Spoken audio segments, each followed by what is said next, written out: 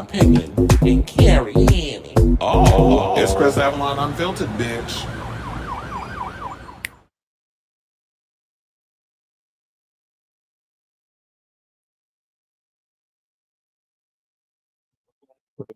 Okay, I got it. I almost forgot to do my own damn show. But anyway, what's going on, everybody? It's your boy Chris Avalon, and welcome to a brand new episode of Chris Avalon Unfiltered, a show we basically talk about all things going on in celebrity news, pop culture, and hot topics. So that's a show for you. Definitely stick around because we have a lot of tea to spill today, including we got to get into this box office for Wicked for Good. I'm sure y'all already know that was the #1 movie, but we'll get into the numbers. Plus, we have an update on the guy who charged that Ariana Grande because, he did his 9 days in jail apparently, but yeah, he got deported. So we got to get into that. And he's banned from being in Singapore. So we got to get into that. Plus, I have this Wonder Woman. Oh, yeah. Then there was another article that came out that conservatives are all coming in and going in on Wicked for Good, saying that it's promoting homosexuality and all this other good stuff, saying like everybody's gay in the movie. So we got to get into that.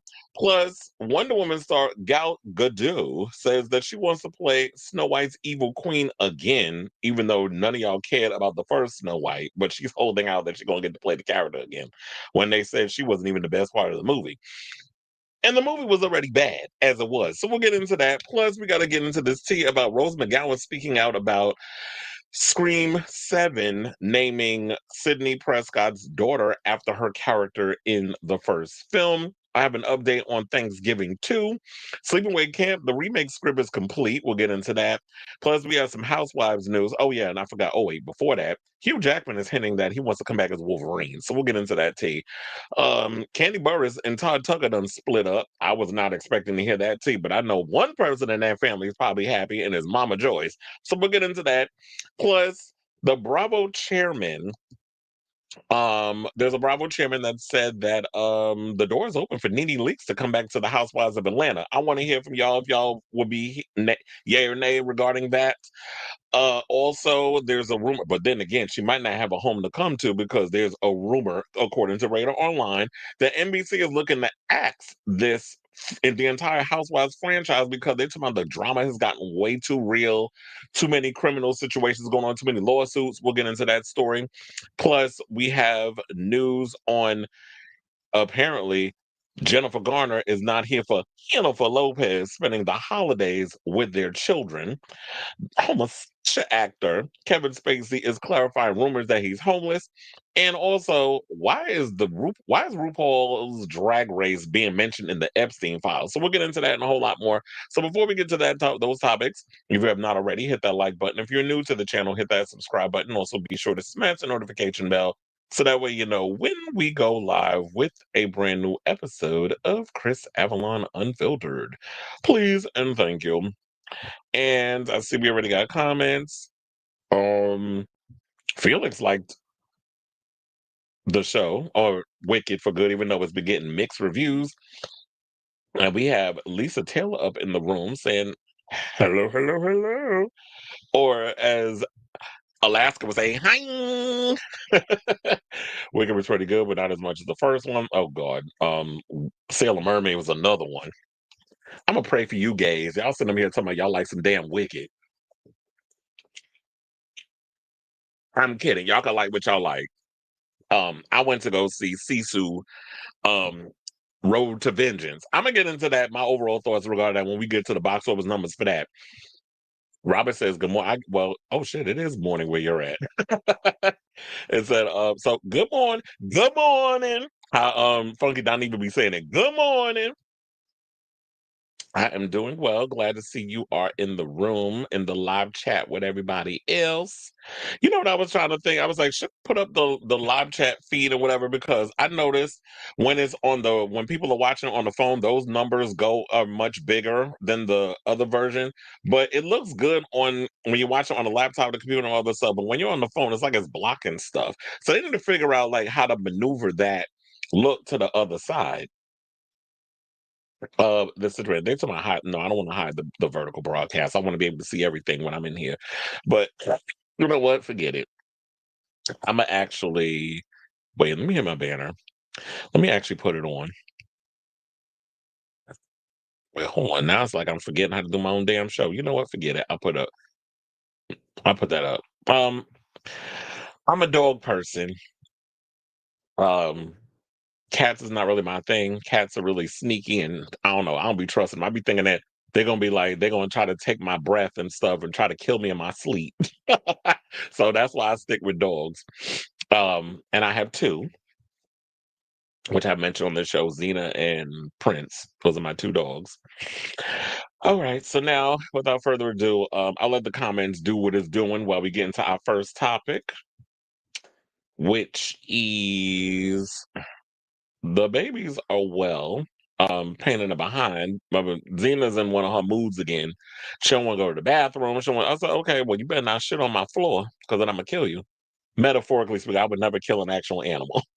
But I was like, I'm gonna kill you metaphorically. Let's get into the show, by the way. And let's talk about Wicked for Good. So, yeah, the numbers have come in. We shouldn't be shocked at all that Wicked knows about how to be popular at the box office. So, yes, it's doing this big one. It's bringing in the coins. Wait, hold on. Why is my picture not showing? Okay, thank you. I was like, why is the photo not coming up? It's there now. Let me know in the comments if you can see it, because sometimes I'll be able to see stuff and then y'all be like, it's not there. So shout out to Variety for the latest tally. They said Wicked for Good, Universal's rendition of Act Two of the musical sensation. Yes, it is not a sequel. It is the second half of the first film. Was number one with $150 million from 4,115 North American theaters in its opening weekend. Excuse me. The film set a record for Broadway's adaptations, shattering the debut of 2024's Wicked, which previously held the benchmark with 112.5 million over the same pre-Thanksgiving frame. These ticket sales also rank as the year's second biggest opening, behind April's Minecraft movie, which brought in 162 million. I still haven't watched that movie, even though I know it's available on streaming services to watch. But above May's Lilo and Stitch remake with 146 million. And I actually like Lilo and Stitch, the remake. You know what's actually I'm the live action one. And I'm actually looking forward to seeing Moana, the live action one, because that one actually, when I saw the trailer the other day, visually it looks really good, and I'm sure it's probably I'm hoping that they kind of change it up a little bit. I don't want a shot by shot remake of what we saw in the animation. Like, can get hopefully y'all give us something different. But I actually enjoyed the live action Lilo and Stitch, and I'm sure they're going to make another one, so it'll be cool to see where they go with that. So they said Wicked for Good collected an additional $76 million at the international box office, bringing its global total to 226 million. It marks the biggest overseas and global openings for a stage musical adaptation, also overtaking its predecessor Wicked, which debuted at 250.2 million internationally and 164.2 million globally. Quote, this is broad appealing Hollywood filmmaking at its best, said David A. Gross, who runs the movie consulting firm Franchise Entertainment Research, saying, quote, strong word of mouth is going to drive business through the Thanksgiving holiday and into December. This is a smash. Well, I think also people were showing up for this film because they saw the first half. They liked what was brought about in this film. So it's kind of goes without saying that they're like, okay, I want to go see what happens in the second half of the movie. And quiet as it's kept, there's always been stories that even if you've seen the Broadway musical, the second half I've always heard is not as strong as the first half. So I think most people were curious to see how they were going to maybe fix up certain things and make it more palatable. But according to most of the consensus, they were saying that John M. Chu wasn't able to do what need to be done in regards to making this, like, hitting the ball out of the park with the second half of the movie. And to be honest, there really wasn't that much that you could put in with that second half that they cut out. You could have just made one long ass movie. But I understand Hollywood, they're big on, well, we got to have a lot of screenings for this movie. So we can't sit up in here with a 3.5, damn near 4 hour movie. Um, because it's going to take up a lot of the screens at the box office, and they want to be able to squeeze as much juice out of the lemon as they possibly can. So yeah, this is a cash grab, obviously, but they're not going to tell you that. So they're into my strong word of mouth. So I do think that the people that saw the first half of Wicked were like, okay, I got to see this. So of course they're going to come out. And Now it all boils down to strong word of mouth if it's going to be able to continue this number. Because you have to also realize this week we have a new animated movie coming out. Damn, I totally forgot what the name. What is it? Zootopia 2 that's coming out this week. So y'all got a challenge on y'all, on your hands that you have this another family movie. Because let's be clear, Wicked is a family film. That everybody's going to come out. The parent, grown people who love music. Well, what do they call them? Like theater queens and some of the girls. You're going to have the homosexuals that's going to come out. You're going to have the kids that's going to come out with their parents. So it's fun for the whole family, as they would put it. Okay, and so then they basically said that Wicked for Good has been billed as the must-see conclusion to Elphaba and Glinda's epic journey down the Yellow Brick Road, which I heard the movie opens with them building the Yellow Brick Road.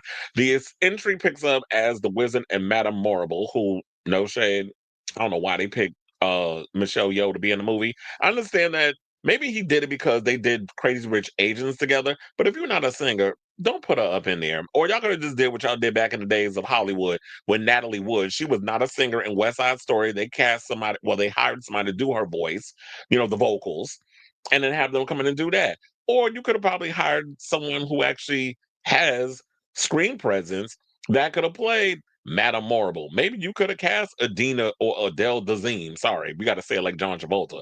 I mean, instead of giving her and Kristen Chenoweth a cameo in the last movie. Or maybe you could have hired somebody who does have that appeal of doing both cinema and Broadway, like a Cheryl Lee Ralph or somebody. Maybe y'all could have cast her up in that. Cheryl Lee Ralph could play a bad, you know, a bad girl. I was gonna say bad, but she is a woman, but bad girl. So yeah, it said, meanwhile, the Green Witch's perky, pink, loving BFF embraces a public persona as Glinda the Good. Like the initial installment, positive word of mouth and the catchy soundtrack are likely to drive repeat business throughout the rest of the year. Also, they were saying that the music in this film is not as strong as the earlier stuff. Yeah, it was like you heard Defining Gravity and Popular and all those songs. Those were like the big hits. But like post that, now that we got those songs out of the way, how do you get people interested in wanting to continue to see this film multiple times? Unless you're all about the razzle dazzle and you're a big Ariana Grande fan. So then they also said that the box office hasn't really been doing well that lately. Like the last big bomb that they just had at the box office was Running Man. That movie didn't do well, and they had a 62% drop at the box office over the weekend. So now, like I said, they have Zootopia 2 coming out next week, and I think there will be a couple of weeks before we get Avatar Fire and Ash. So we already know those will probably be the two big films. Now, also they had Sisu Road to Revenge and Rental Family, which is the new Brendan Fraser movie. Which I was looking at that, I was like, no shade, nobody's going to the movies to see that. No, like I like Brendan Fraser, and I'm glad that he's coming back to doing another Mummy movie. But nobody's gonna go to the movies and see a film about a lonely, struggling actor who lands the not so plum job of playing stand-in roles for strangers in Japan. Nobody that should have went straight to streaming. Nobody's paying top dollar unless you're a big movie head to go see something like that. But anyway, that film came in fifth place with 3.2 million from 1,925 cinemas. And yeah, the movie's gotten great reviews. It got an 86% on Rotten Tomatoes and an A grade on Cinema Score. But yeah, that's not something that people are going to be spending a lot of money to go to the movie just to see a type of film like that. Like they're either rent it at home or watch it in a, like I said, they'll rent it at home or they'll wait until it comes out on a streaming service. Now, Season 2 came in sixth with 2.2 million from 2,222 theaters behind already sold estimates of 3 million. Those ticket sales are behind the prior installment's 2022 C2, which ignited to 3.3 million before tapping out with 7 million domestically and 14 million globally. Well, the first one was actually pretty good. It was just like a straightforward action movie. This guy finds gold. He's trying to get it to the bank to cash it in. He comes across some damn Nazis and pretty much guts them all one by one. This film is different. It kind of gives a bit of his backstory. He's trying to get home to Finland, so he basically just takes his entire house apart, puts it all the pieces of wood, numbers them, puts them in the truck, and is trying to cross from where he was living to basically get to Finland. So it's kind of like Mad Max Fury Road, like it's a road film, but it's just a lot of things ensue. And I like Stephen Lang. He was good as the villain in the film, but to be honest, I didn't like this whole idea of having your lead actor. He says literally nothing in this movie. Now, if you saw the first season, he does say like one line when he gets to the line when he gets online at the bank and is cashing in the gold. But in this movie, literally no dialogue whatsoever. The action sequences were cool. It was a bit over the top, but I felt like it was. I'm like, why? I'm feeling a little let down from a lot of the stuff. I was feeling let down from the action sequences. I was feeling let down from a lot of the stunts. I was feeling even let down from some of the pacing was even slow for me. So I wanted to like this movie, but I ended up feeling like it was all right. Like it was giving me those John Wick vibes, but I felt like it really wasn't hitting those John Wick peaks. Like whenever I watch like a crazy over the top action movie, I always refer to them as oh shit moments. And I really didn't feel like I was getting oh shit moments from there or that sense of like goosebumps or a chill or whatever when your main character gets in the pocket with certain things. So another thing too, if you're gonna do this whole man that's like real quiet or silent doesn't have you have to give him something to say. Like even with Keanu Reeves barely having lines in the movies as they progress, at least he spoke. So you can't do a whole movie where your character is mute, especially when he ain't deaf and he could speak. So I was gonna say if they decide to make another one, I hope they. But at this point, I hope they give him something more to say or whatever the case. Like he actually has some dialogue. But honestly, the way these numbers are going, I don't think there's going to be a Sisu 3. And to be honest, I don't even think it needs a third one. I felt like the first movie did what it needed to do, and now it should have been a one and done. But because it was a smaller film and it was successful, they always feel like let's add more to the situation. And I'm like, you don't need it. So yeah, there's that. But oh, and then also they have Predator Badlands. But actually, sorry, let's not skip over that. Now You See Me, Now You Don't. Added 9.6 million in its second weekend of release, and it had like a 54% drop, which is like standard. And so it's amassed 37 million domestically, even though I heard the movie's not that great. Predator Badlands came in third with 6.5 million in its third weekend. The Running Man, as I told y'all, came in fourth. Well, I didn't tell you it came in fourth, but I told you it had like a big drop. It brought in 6.1 million after, in its second week. And they're talking about that both are big budget tent poles that will struggle to recoup their budget since theater owners get to keep half of ticket sales. So Badlands has the budget was 105 million. It earned 76 million domestically. The Running Man, which carries 110 million, has generated just 27 million in North America. So I feel like Running Man's going to have a harder time. Do I feel like Badlands will make it'll break even? I think eventually I don't think it's going to struggle as much as Running Man is, because between 110 million and then also whatever the marketing was is probably like another 50 to 75 million. I don't see that's going to happen. And I already gave you all my overall thoughts about Running Man. Like I was disappointed with the movie. I mean, Glenn Powell did a great job, but I just felt like it was just too hammy and too nail on the head in regards of the overall thing behind like what they were, the social commentary of it all. It seems like horror movies are way better at articulating social, economic, or political commentary better than like like the certain sci-fi ones. But not everybody's good at it. But anyway, to get back into Wicked, let's get into this other piece that I want to talk about. So there was an article that I came across over there on Pink News where Charlie Kirk's friend apparently accuses Wicked for Good for pushing a radical LGBTQ plus agenda. So it says the release for Wicked for Good has triggered criticism from a wave of anti-Levitical plus conservative influences. Well, quiet as it's kept, there's quite a few of them that's in the closet.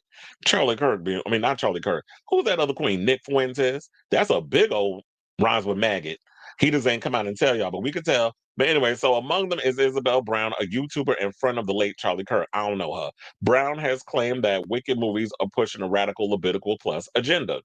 She's one of several right-wing influencers who are using press tour videos of Ariana Grande and Cynthia Erivo to prove a point that Hollywood has corrupted the Wizard of Oz story.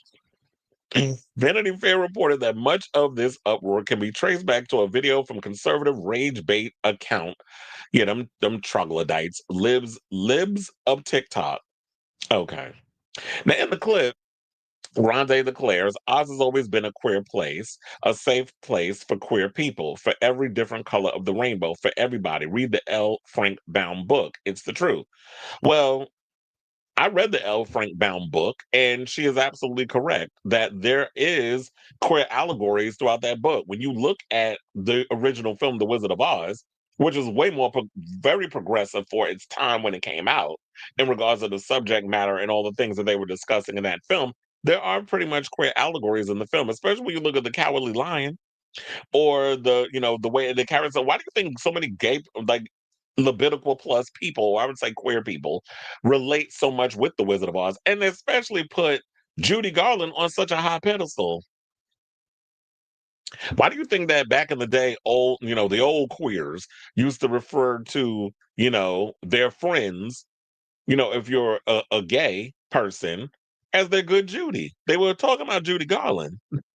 So she said, so they said, I have been a massive, massive fan of the story for basically my entire childhood and growing up into adulthood. Well, clearly you one of them slow ass bitches that didn't understand what the fuck you was watching. But let's continue to hear what this idiot, clickbaiter or rage baiter had to say. She said, these unbelievably out of touch coastal elitist psycho leftist members of Hollywood. She must have really had to Google to come up with all of that, because I know that was a mouthful for even her, of Hollywood, whether they are in front of the camera or behind the camera, are intentionally trying to manipulate some of the greatest stories of all time to specifically push a radical Levitical plus agenda, even if it has nothing to do with the story whatsoever. And I feel like if people are trying to push whatever this agenda is that you're talking about, you dumb bitch, I don't think they need to try to sugarcoat it. They would have just came out and said it. But the fact of the matter was, y'all live in this little bubble of delusion, kind of like with this current administration and the altar in which y'all worship, and think that whenever somebody tries to put something out there that is trying to push a damn agenda. Nobody's trying to push no goddamn agenda. It's just you too obtuse to understand the queer social political allegories that was throughout The Wizard of Oz. There is something very sinister happening behind the scenes on the set of Wicked, and somebody needs to do a wellness check on both these young women. Apparently, everyone's gay. The wizard is gay. The witches are gay. The professors are gay. The animals are gay, even though literally all of this is fantasy.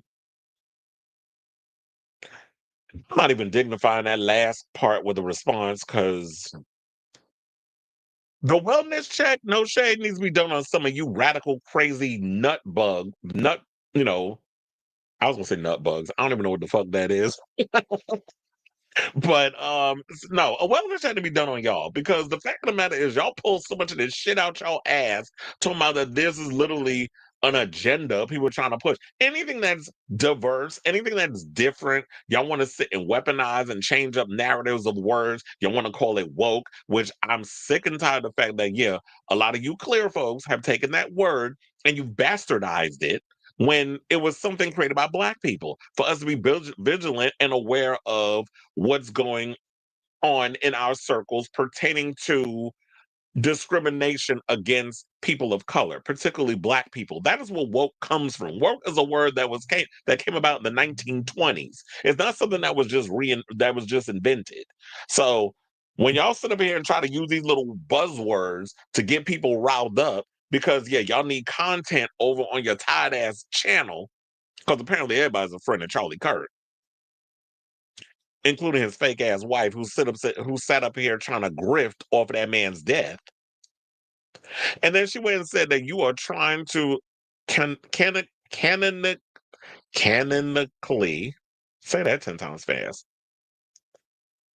Basically, what you were trying to say, they were trying to chain up canon.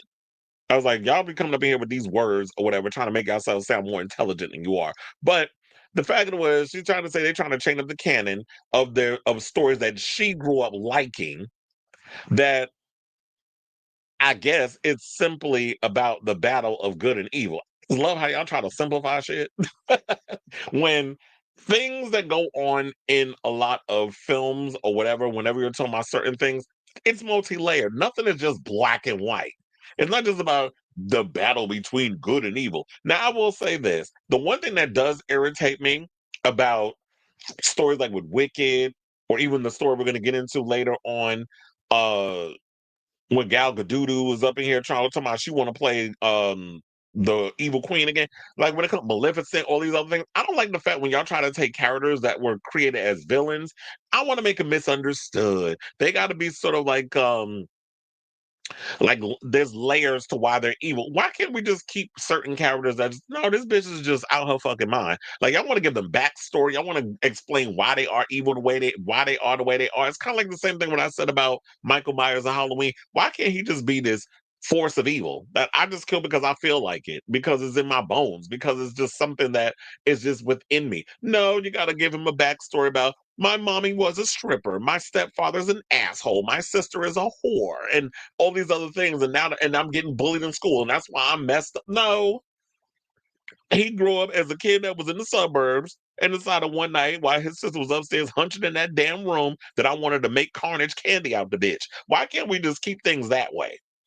And yeah, it does kind of, and I will agree with this, not saying anything this donkey is saying, but the promotion behind this whole Wicked thing has been grinding my gears. It just feels a little too fake and put upon. It's like, okay, we get it. Y'all are friends, y'all like each other. And maybe there's some truth in it, they genuinely like each other. But the touching and the all of that stuff, yeah, it's cute to see like that women can get along and it's friendly, whatever. It just feels a little too like, okay, like y'all really trying to fight to get this goddamn Oscar. And I'm sure that they'll be up for nominations when that time comes around. But the way they talk about this movie not being all that great, I don't see a lot of Oscars in the future in regards to this movie. So, um, good luck to y'all. But I do think there will be some nominations that will be given between Ariana Grande and Cynthia Erivo. I can see that happening, but I don't know. Maybe the weird part is what category do they put them in as? Best supporting? And they go up against each other, because if they put Ariana in the lead actor category, she definitely, I mean, I don't think she got a chance of winning anyway, but in either category. But if they would have put her in best actress, like she definitely doesn't have a chance of winning, because there's probably going to be a lot of stronger actors that are going to be up in there. And then here's the thing. If this is the thing that they talk about, we already know a lot of you Charlie Kirk supporters and all these other stuff, all you libs of TikTok, all of y'all, well, we know y'all are homophobic, transphobic. Y'all don't like anything unless it's just the purity of y'all being white. And also, um, if it's so gay or whatever, then why has the Trump administration? Because do we need to get into the story about Trump allegedly blowing somebody named Bubba? And the Netanyahu having that dirt on him, or was it Putin? One of them. I can't tell which dictator from one dictator from another, but one of them have dirt on apparently Trump that he blew somebody named Bubba, and everybody automatically assumed, me included. But even though I was sharing the memes and I thought it was funny, everybody thought it was Bill Clinton. But I wouldn't put nothing past Taco Tits blowing Bill Clinton or somebody named Bubba in general. And this whole love fest he had with Zoran, that was a cackle. But if it's so gay or whatever, right? And y'all hate the gays so much, then why did your Lord and Savior Trump and his administration use Defying Gravity to promote the work of ICE on TikTok? Answer that. So y'all can't sit and pick and choose what y'all want to be outraged about, and then when we call y'all out on y'all shit, then all of a sudden y'all lose what little is left of y'all minds over the fact that we calling y'all out over the craziness. But yeah, so this person is an idiot and doesn't know what the hell they talking about. And last but certainly not least, before we move on into me reading the comments and everything, I do want to get to this final topic. So we got to talk about this nutbag Australian child, because I guess that's where he's from since they deported his ass there. Um, well, it looks like Singapore has shut the door on this young man, because while remember when he jumped over the thing, the clout chaser jumped over the fence or whatever, the little barricade, and went to bum rush Ariana Grande because he wanted to have his little moment? Well, I hope that it was worth it, because his behind just got deported back to Australia, and he's been barred from re-entering Singapore. And this is according to reports from multiple outlets, including CBS and BBC News. An influencer who also goes by the moniker Pajama Man, his name is Johnson Wen, by the way, in case y'all wonder, and he's 26. He sparked outrage on the November 13th Singapore premiere of the Wicked sequel when he jumped over the barricade and rushed the red carpet. He was subsequently found guilty of being a public nuisance in Singaporean court and sentenced to 9 days in prison. He told the judge in mitigation that he would not do it again, which I'm not buying because, well, maybe this is the extent of him getting the bulk of the consequences to his actions being matched, because I don't know when, because remember, he's notorious for jumping on people's stages at concerts. He did it to Katy Perry and he did it to a couple of other performers where he jumped on the stage while they're performing and wanted to have his little moment. So I don't know if he was dealt with in those times, but this is the most. It seems like, because just the first time I'm just now hearing of this guy, that this is the most extreme law smackdown situation of what he's done. So now he's talking about he won't do it again, which I didn't believe, and I don't think he'll stop, because who knows? Maybe when in Australia somebody will be on a red carpet, and that's a long ass flight too. If you come up from the United States, um, he'll do something else stupid. And maybe he'll get something worse. So I hope the juice was worth the squeeze, and I hope this whole, I hope it was worth it that you did what you did, because now you've been kicked out of a country and you can't even be let back in. Now, footage of the incident saw Wynn grab Grande, who was walking hand in hand with fellow cast members Cynthia Erivo, Michelle Yeoh, and Jeff Goldblum. Yeah, they had to walk hand in hand because between the three of them, they're 150 pounds soaking wet. So they got to hold each other up so the wind don't blow in a direction. One of them knock over like a damn pack of dominoes. So then the shocking interaction immediately went viral on social media, with one angle revealing that Wynn attempted to rush Grande a second time, but was caught by security before he could reach the singer. Revo has since opened up about the incident during a sit down with Today host Savannah Guthrie, saying, "I wasn't really thinking." She said on last Thursday's episode of the morning show, "I just wanted to make sure my friend was safe." Didn't I tell y'all she was running up in here acting like she was security and quiet as a scat? She was better at security and securing the situation than the actual security. These security guards, that's why I said it will be like, if I was to ever get at that level of security, first of all, I'm making y'all run laps. Y'all gonna have to run. I need to know if you can run, if you can actually bum rush a MFer, if ever there's a situation where my life is in danger. I need to know y'all got some agility. I need to know if you got good core strength. Because it's like, what y'all not going to do is we wobble your fat ass over me. And them security, I'm not calling, well, I'm just saying fat in general, but because if you ever seen some of these cops in New York, some of y'all, there needs to be a requirement that y'all do a fitness test, kind of like being a fireman, like it's a requirement. But if you're going to be doing any kind of labor like this type of job, you have to be in good shape. You can't be just, because I could have been gutted by the time you got over me. And then security was moving kind of slow for me. And so, of course, you had Cynthia Erivo, the bull dagger done kicked in on her. What you're not going to do is come in on my friend. And you already know they got the racial allegories, because since this other bitch want to sit here talking about gay allegories, there's also the racial allegory that's in this film as well, being that they made Cynthia Erivo, who was a black woman, she played Elphaba, who was normally played, if you ever seen the Broadway play, played by a white woman, Adele Dazeem. I don't know Adina Menzel. So that's why we call her by that other name.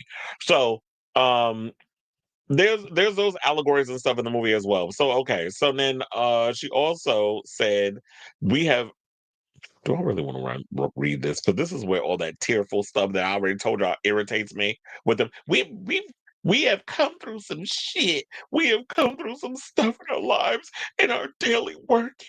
I mean, fuck, even this last week, let's be honest, we've had to deal with some stuff. And this movie has allowed us to really grow as people, as friends, as sisters, as artists. I said, girl, keep my fucking line. Like, if you're really trying to vie for this damn Oscar, can you just give it to them already? Because the Razzie performance is sending me. Like, I'm getting so irritated with this whole situation, where every time these two wind up in a room together, or every time they do an interview, they either crying, they holding each other's fingers, they literally trying to find ways to stick their hand up under each other's skirt and play with each other's clit. It's just like, can we just, y'all doing too much? Is basically what I'm trying to say. So yeah, there's that. So old boy has been banned from Singapore. Hopefully he learned his lesson. But a lot of you clout chasing thirst buckets that be up on social media looking for a moment, I just don't know if he is if he has learned his lesson. But we'll see if we end up hearing more stories from him in the future, down in Australia. Since, like I said before, he can't get it. He's been locked out of Singapore. They got all that facial recognition. So even if he tries to sneak in incognito with a cap on or whatever, I don't think he can go Mission Impossible style with the whole new face mask or whatever. But yeah, you've been locked out of Singapore, Mister Sir. But anyway, I say all this to say, what do you guys think of this story? Of all of it, the box office, the stupid thing with Charlie Kirk's friend had to say about this whole queer allegory in the movie, and the latest on the guy who bum rushed Ariana Grande being deported. I definitely want to hear from y'all, so let me know what you guys think of this long-winded story in the comments down below. Now hold on, because we got a lot of comments up in here. The number here says bonjour. Lisa said, I like German Shepherds. hmm Speaking of, I don't know if the breed was German Shepherd, but did y'all see that movie Good Boy? I actually saw that last night. It was good. I liked it. It was short as it needed to be. The dog Indy, I thought did a phenomenal. I was like, now so that's somebody who need a best actor category. I don't know if they ever came up with a category of best dog acting in a film. Definitely give him the acting award. He was a really good actor in that film, and it's on Shutter in case anybody's looking to see the film. So yeah, I watched it last night along with I caught up with Welcome to Derry. So I'm finally caught up on the show. They finally revealed Pennywise last night. I knew Maddie was wait, I ain't gonna spoil it. Sorry, in case anybody didn't see it, because I was gonna say I knew a certain character was Pennywise. And getting into the backstory with the Native Americans and everything. So I'm glad somebody also agrees. The crime with Ariana, yeah, it's because it's tired, it's annoying. It's like, okay, y'all doing too much. Like I understand if you do it every now and again, or if it was like maybe once or twice, but every goddamn interview, like, stop it. I saw a clip of someone hugging. Oh yeah, I had that picture. I was trying to find it, and I couldn't find it. Um, I couldn't remember where I posted it. I was like scrolling through and stuff. And I was like, damn, I can't find it because I was going to use that to put up in here with the picture. hmm You mean snatch mates? You talking about some damn soulmates. That's the same amount of Christie owe the shade, but read the article's wicked success is due to fandom of Ariana Grande and Cynthia. Is that a misspelling? You put El Vibro. So I want Vanity to wait to see if Ariana fans. Well, you're gonna say that if Ariana fans gonna continue to support the movie? I mean, that could be a mixture because here's the thing. It don't necessarily that don't just because you're a fan of an artist does not necessarily mean that you can open a movie or that you can bring those same people to the theater. Because look at Taylor Swift. She did a movie. She did Cats. None of y'all came out to see it. Um, Beyonce has done a couple of movies, and if she was leading, she didn't bring people out. She was part of an ensemble, but by herself. Mm-mm. Also, there was something else I meant to bring up and I forgot. Remember this whole thing where there was somebody, oh yeah, Ariana's beat all the other pop stars that become movie stars now because of Wicked, and it's become one of the most successful films, and now she's surpassed. So I'm like, okay, first of all, pump your goddamn brakes. Number one, she's only done one movie, split into two. That's Wicked. She filmed all that around the same time. So technically, that's one movie split down into two films. Because of the pre existing success of Wicked, obviously she was going to bring people in to see Wicked for good. That's a given. We'll revisit this conversation when she releases Fokker in Law, which she's actually starring in that movie with all the Fokkers and everybody that's supposed to be in that. I don't know if Barbara Streisand is going to be in that film. All I know is um Ben Stiller is back. So I'm assuming all the whole cast and everything is gonna be coming back. But yeah, they're all someone else that she surpassed. I'm like, first of all, Cher had a career as a singer and she's an Oscar winner. She will remind your ass that she got an Oscar. I mean, Lady Gaga. is an actor, singer, has an Oscar, or is it more than one Oscar? I can't remember. But Madonna, say what you want about her acting, but she has been able to, when she's been part of certain movies, she's had some legitimate success in certain areas. I ain't gonna say like she's a good actor because she's not, but she has been a part of some films that were very successful, including one of being Dick Tracy, League of Their Own, Desperately Seeking Susan. I can go on and on. So y'all sitting up in here running y'all mouths to my Ariana Grande. So I was like, child, first of all, Google is your friend. Look it up. She is not the first person to be able to balance those things. Now, if she's able to sustain a career beyond Wicked, we could revisit this conversation. But so far, this is a one movie situation. We'll revisit the conversation when she comes out and does more films, and those numbers are up there with the Wickeds. I love Yorkies. My friend's brother has a, what's that? A Weimaraner? You said she used to be scared of me, but now she loves. Well, some dogs got to get used to being around people. They say, so no shade. She can be there with Madonna, Britney Spears, Lady Gaga, and Janet Jackson. Huge first film, but lots of flaws. And another thing too, Janet Jackson did movies or whatever. Like she was in Poetic Justice. She was in Meet. What was it? The first. Yeah, it was no, it was the second one. It was Meet the Clumps. Jada Pinkett was in the first one of Nutty Professor, which the second one wasn't really that good. He said Marley. Oh, I know a girl named Marley that I worked with at the Garden. He said the fact that they made uh LA of Moana when it's my live action child, y'all but these abbreviations when it's not even that old tells how lazy the House of Mouse is.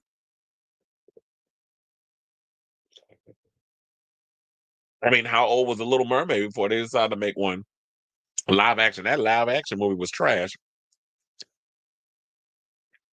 The Lilo and Stitch live action movie did well, so that's yeah. It's because of Lilo and Stitch. You already know that's how that's how Disney is.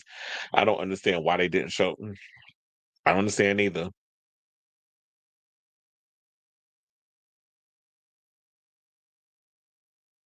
Yeah, because Quiet as it's kept, Disney Channel ain't got jack shit on that damn channel. Bob Iger need to go. Well, look, at one point they did get rid of Bob Iger. He was trying to step down. He was trying to move on, but y'all had Bob Chapek up in there. He didn't know what the hell he was doing. He was ruining the situation. So they brought Bob Iger back to clean up Bob Chapek's mess. And so now he's trying to find a successor so he can actually retire for real. He said, yeah, that annoyed me. Why didn't they show Dorothy's face in one quick clip? You see half of it. Yeah, I don't understand that, but y'all can show the Cowardly Lion. Why? Because Coleman Domingo did the voice. And I like Coleman Domingo. He's a good actor. He was the best part of excuse me. He was the best part of The Running Man. On Stormboy the Knights in the building. Love you too. And he said, I do invocate and conjure thee. Oh, what the hell? Oh, I ain't reading no spell up on here. You're not cursing this damn show.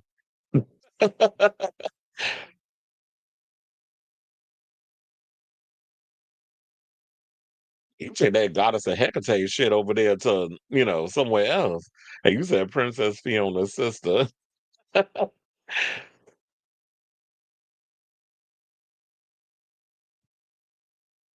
Okay. What is all this mess? Y'all should be tipping me $5 damn. That's what I got the super chats and the super stickers for. And it says somewhere over the rainbow is a gay anthem, so is defining gravity. Chill. These people over there with these Charlie Kirk types, bunch of fucking walking idiots. And you said shade but true. Gal Gadot is actually a better singer than Michelle Yeoh. I hope. Why you want her to sing Imagine again? Talk to you later. You said it is beneath us to explain the true definition of woke to the sleep mom. Okay, and I'm tired of explaining because these people be up in here slow.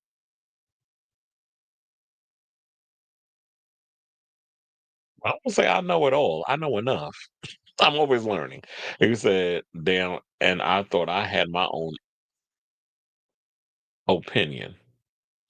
Well, you should have your own opinion. That's the one thing. I welcome everybody having differences of opinion. Carnage Candy out the bit. He said his passport needs to be revoked. Well, I'm gonna say, why wouldn't it be? I mean, I don't think they're trying to prevent him from traveling to other countries or other continents or other places. He can still travel other places. He just can't come back to Singapore.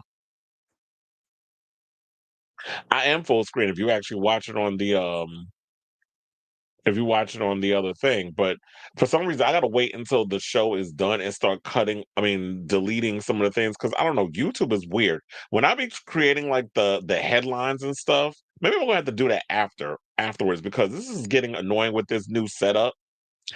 Whenever I was creating something, they were like, "Oh, you probably have a number or a symbol or whatever in there," and YouTube won't allow it. So I'm sitting there trying to clean up the headline, fixing and everything. And what I realized, because I'm looking at it now, is literally created 7 windows on YouTube for this episode. And so I gotta wait until the show is done and then delete all the windows that are sent to my upcoming, upcoming, upcoming, upcoming, and then leave the segments that we doing now. And no, it's a freaking headache. It's a freaking headache. It's annoying. So it is what it is. What are you gonna do?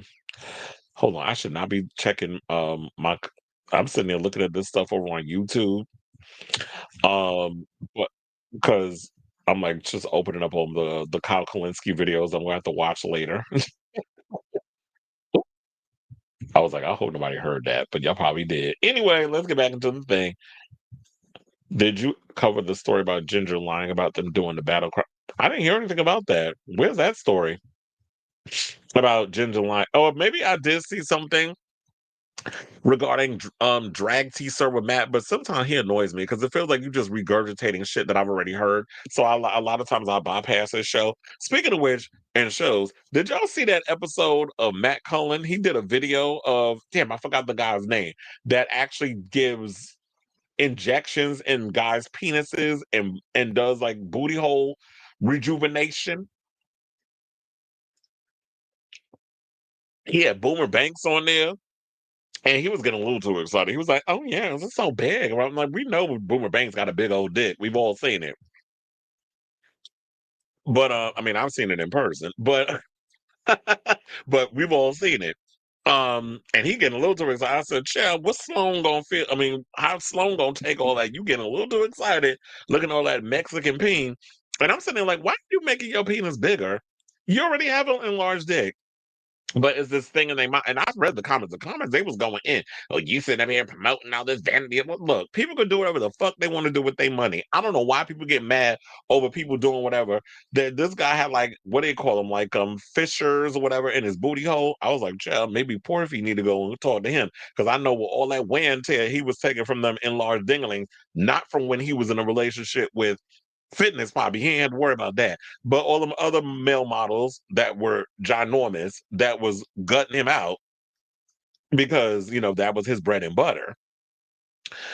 um Now he's like he had to get some things fixed back there, but he was someone that he does that he helps fix the little situations without you having to get surgery unless the damage has been so much done that you need to get a little nip and tuck and things back there. But some people said it helps loosen up the hole when you tight. I don't know if I would ever get something done like that, but I was like, why would you want your penis to be bigger? And it's like you already have a big penis. And he was sitting there like he wants it because he looks at other people's genitals and it and he measures himself. So I said, okay, that's is there a thing do because we have body dysmorphia. Is there a thing called dick dysmorphia? Like, do people sit up here and have like this thing where they think like their genitals is not big, so they feel like they have to throw money into it? And that shit is not cheap. When he was talking about how like you getting that type of stuff done, it costs between I think he said like $10,000 because of the syringes. And then there was some guy that says he does the same thing in Europe, and he's like, you can get syringes for much cheaper. But the way this country is with these goddamn tariffs, I do not know if I necessarily believe it. But it was a fascinating video because I was like, I heard of the guy. I forgot what his name is something, but he has the same name as me. But he does like the cosmetic procedures for guys who get like injections in their peen to make it bigger. If you got a micro penis, you assed out. It's not really gonna help. But if you got if you got a little extra something between me down there, I was sitting there like, would I ever want to do that to make it?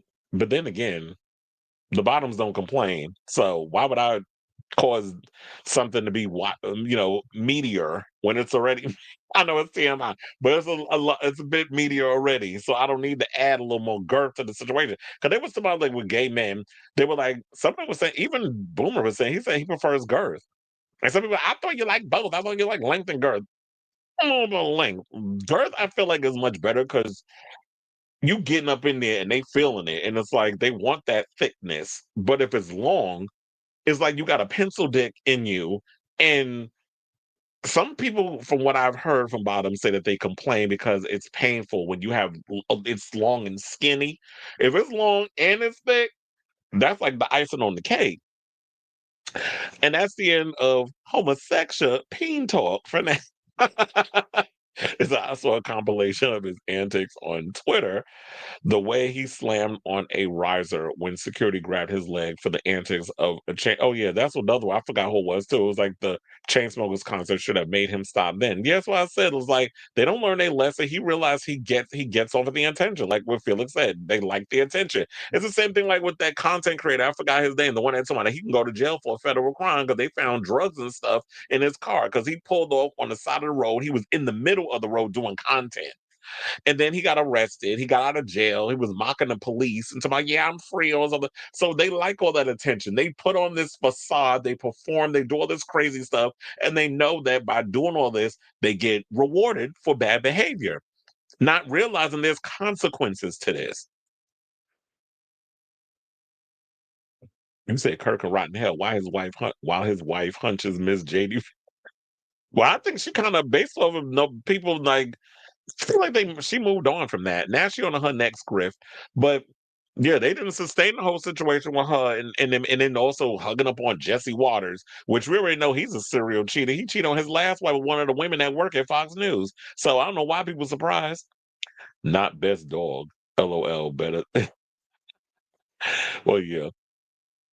Indy out here serving charisma, uniqueness, nerve, and yes, he served all of that. And then so you said I cry myself to sleep thinking about my interpretation of the movie about how a dog experiences human declining health and eventual death without being able. Yeah, that was another thing too. It's like that movie was sad because it's literally like the dog is seeing all these things happen. The grandfather he went back to the house because he was sick, so he went and left the apartment because the girl, I think, what was that? His sister found him with the blood coming out of him and they had to rush him to the hospital. And then after he got out of the hospital and she was watching Indy, they go to the grandfather's old house where he actually passed away. And then it was like Indy's starting to see all these spirits or whatever.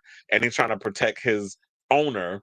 And the owner is dying and they want to go through the trials and stuff of helping him with this. I'm assuming it was cancer because I don't feel like they said what it was that he was sick from. Or maybe I wasn't paying attention. And then, because I was in the middle of doing like some work and stuff while I was on the computer while I was watching the movie.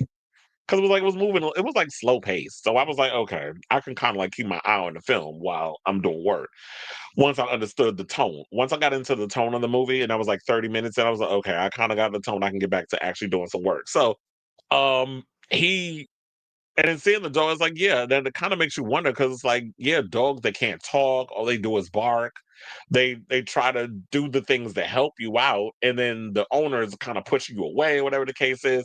And it is that moment of when you're at the point of view. That's why I like with the camera shots, it was always at the level of the dog. So it's sort of like we're kind of looking up or we're on that level of understanding based on the way they were shooting the film that this is the point of view of the dog, and we have to put ourselves in the shoes of the four legs of this dog.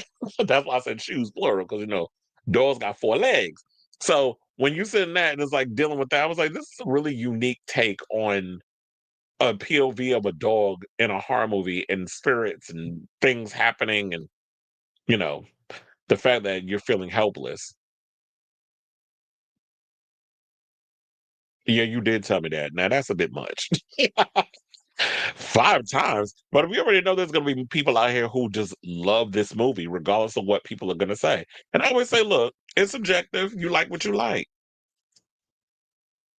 Hmm.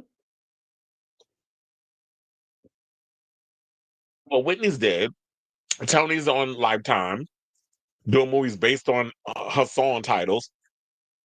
And Patty LaBelle don't really be acting that much. Like the only thing I remember, like Patty did little things here and there, but for the most part, I remember her when she played Kadeem Hardison mother on A Different World. That's what I mostly know her from. Oh yeah, and Tina Turner, she had a career, but she didn't really like stick with the whole acting thing. He said not he said not to spell some Buddha. I said, you're not putting that curse on this damn show.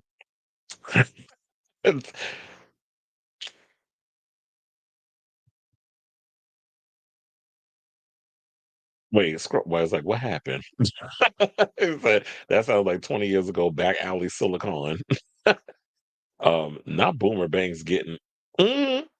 No, it is temporary. That's why he keeps doing it. Because I remember he was talking about doing, like, I knew about his dick filler that he was getting long before he did this episode of Matt Cullen's podcast. It's on his YouTube, Matt Cullen's YouTube channel. If y'all want to check it out, he dropped it yesterday, and I was sending it to everybody. I was like, "Did y'all see?" I was sending it to all my friends, whatever. And one of my friends was like, "Oh yeah, I did see this in scrolling, but I was curious about it. Now I'm gonna watch it." And it was like that overall. I said, "Yeah, that's crazy. It's you getting injection, like you're getting. I guess it's called. Well, I forgot what they call the Botox for the booty hole. Well, there's anal tox. I'm gonna call it bussy tox because that's basically what it. Bussy tox. That sounds like a much cuter name to call something where you getting a tube. Because that he showed it. Like you literally have the whole head. You have the tube, and he sticks it in, and then he takes the needle and he puts it in the tube. And then while you on your side or whatever, you holding your, you parting the flesh. See, that's what I'm gonna call a flesh C because it's like the booty cheeks. Anyway, and then you stick the thing in, and they do the injection and all other stuff. And it was some of that you definitely feel it versus like in the like when you get the Botox in the face, it takes a minute. And I said, yeah, because it's similar to like with. And I know y'all probably maybe y'all do know about it, maybe you don't. But there's people out here who actually will dip alcohol in things or shoot alcohol like liquor. I think they've gone as far as doing rubber alcohol, which is crazy. But liquor, how they take it and inject it in the anus, or some women do it in the vagina. There's nothing there to suck up the liquor, so you're gonna get drunker faster. That's why they do it that way. Versus you drinking, like taking, drinking the alcohol. You have because it has to surpass a bunch of things and break it. Excuse me, it has to be broken down before you can even feel, you know, drunk. But yeah, I remember Boomer Banks was always talking about that. He posted it, I think, on his social media or whatever. But he must make a good amount of money because he don't do adult cinematography anymore. He said that's not his bread and butter. Now it's DJing. They must pay real good money for him to DJ, for him to be able to afford getting those injections. Because that's $10,000. $10,000 is a lot of money to be injecting your penis. It's like being that's a lot of money you putting into your dick to make it big. I guess is what I'm trying to say. You said it's gonna be $5 added tariffs for the Kylie Minogue calendar, and I had to tell my friend, look for the email. You'll have to pay it before it ships. This whole tariffs thing is so stupid. I did see that story, but I didn't get around to reading it. What kind of water is that? Oh, this is Wesley Farms sweetened, naturally flavored cranberry raspberry sparkling water. So yeah, every now and again I do the sparkling waters. Well, I have to do that because I be craving soda, and sparkling water definitely helps crave that thirst because I need to lay off the. Well, I don't drink soda. I mean, I don't. Well, that's a lie. I was gonna say I don't drink soda. That's not what I meant to say. I meant to say like I need to not be drinking soda. So I always try to substitute it with the thing. Yes, it's temporary, which means you have to keep getting it done. Because like everything else, it dissolves. Kind of like with I like. Oh, you saying like his channel, not booty beer, booty tots is what you mean. But anyway, let's get back into the show because we damn near an hour in. I only did one topic. But that Wicked one was a long one. And then on top of that, I like to get to y'all comments. So whatever. We don't sit up here and worry about time on this show. So let's get into the next team. Let's talk about Gal Gadot, because apparently she's running around here talking about that even though the movie Wicked, even though that Snow White movie flopped at the box office, none of y'all cared. She up in here did a recent interview and said that she's down for wanting to play the evil queen again, even though people were saying she wasn't even that good playing the part. Quiet as it's kept. When has Gal Gadot ever been good at playing anything as an actor? Oh wait, the first Wonder Woman. Which goes to show it was a fluke, because once we saw 1984, we already came to the conclusion she's a terrible actress. Kelly, no. So anyway, according to comic book movie, Gal Gadot, best known for portraying Wonder Woman in the DCEU, made her way into Disney's fairy tale world with the 2025 Snow White live-action adaptation directed by Mark Webb. The actress portrayed the evil queen opposite Rachel Zegler, who brought to life the film's titular character. Sidebar, shout out to Rachel Zegler, because there's supposed to be this fundraiser dinner thing that's supposed to be going on. I did see somebody that I know that's working behind the scenes on that for Zoran Mamdani. So she's basically going to be a part. I think she's on the chair of that. So shout out to her. Um, so they said, unfortunately, upon release, Snow White failed to make an impact both critically and financially. The movie secured a 39% critic score on Rotten Tomatoes and made 205 million worldwide against a reported 270 million budget. So if you're not really good at math, that means it flopped because it didn't even make back its money plus the amount of money that went into the marketing. Because I'm sure that they spent like over $100 million on the marketing. So that means that if the budget is 270 million, I'm assuming they would probably had to make 500 to 600 million to even break even. Or maybe more. Now, given such results, the film is unlikely to get any sequels or spin-offs anytime soon. However, one actor would be willing to step back into the world is Gal Gadot. The actress recently received the Hollywood Icon Award at the Women's Guild Cedar Sinai Snowball Gala. And I think it's because she had like a brain situation that went on while she was pregnant with her fourth child. But what that got to do with her winning a Hollywood Icon Award, because what iconic is about this Zionist, I'll wait.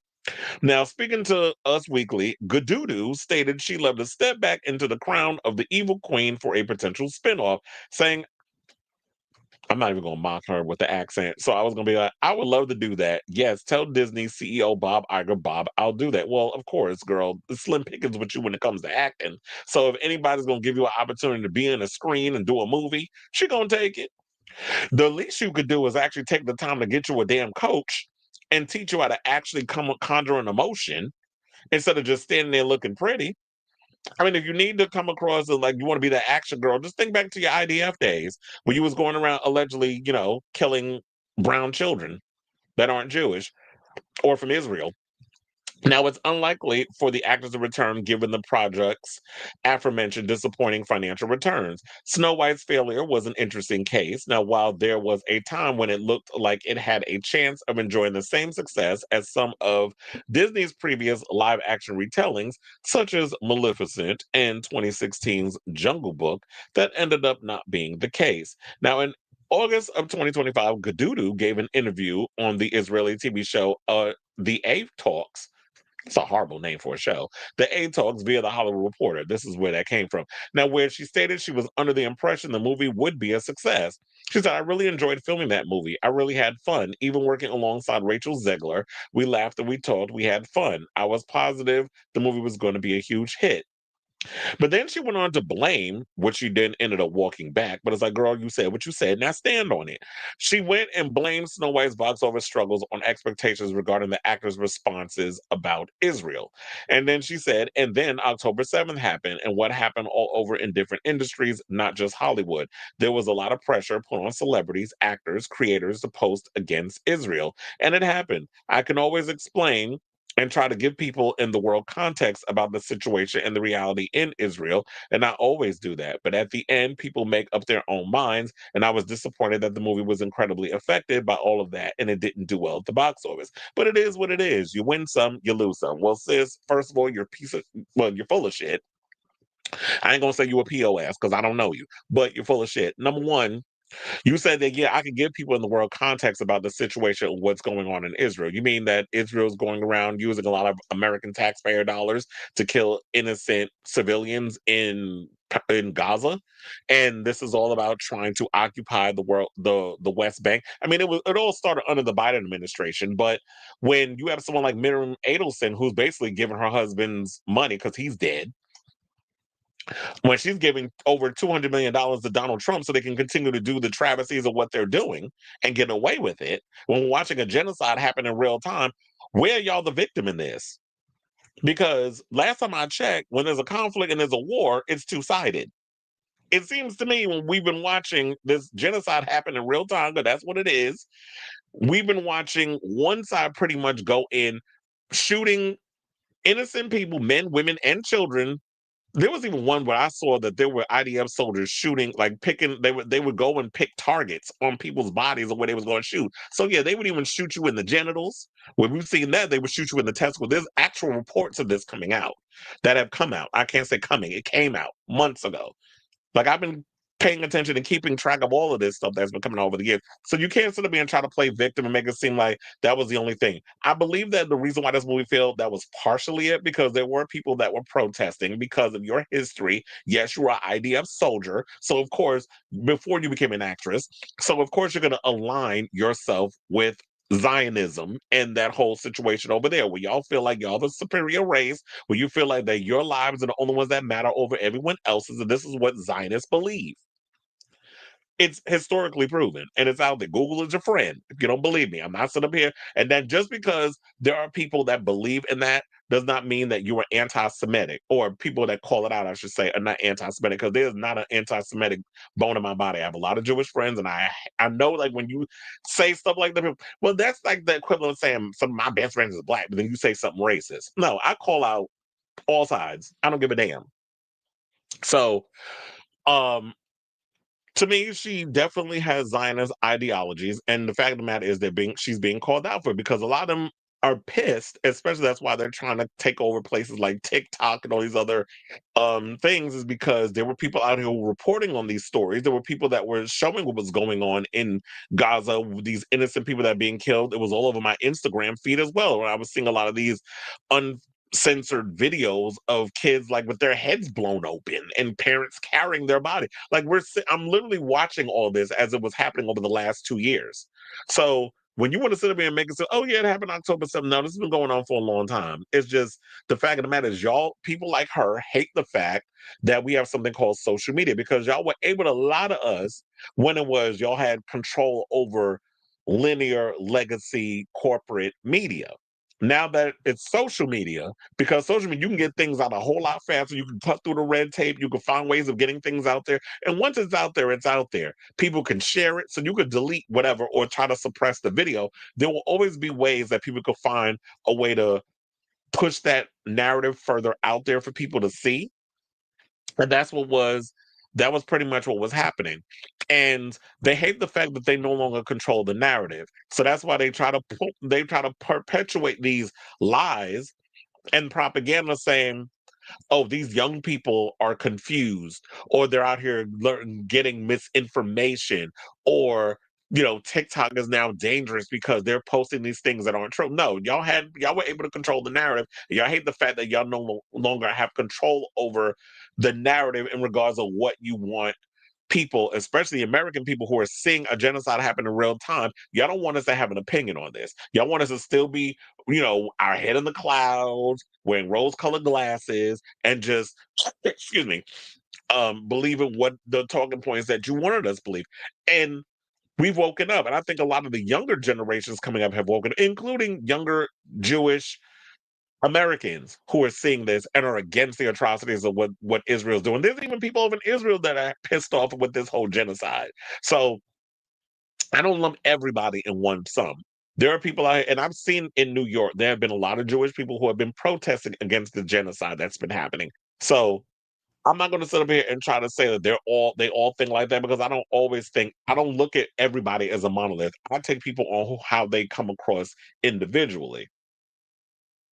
So yeah, after all of that, what she said, she did what I told her. She walked back the comments on her IG story saying that her response had come from an emotional place. Well, maybe the problem with a lot of y'all is y'all need to stop thinking emotionally and start thinking logically. It's like you could put emotion and passion into what you say, but you have to come from a place of understanding. Logic goes a lot further than emotion. First of all, feelings are not facts.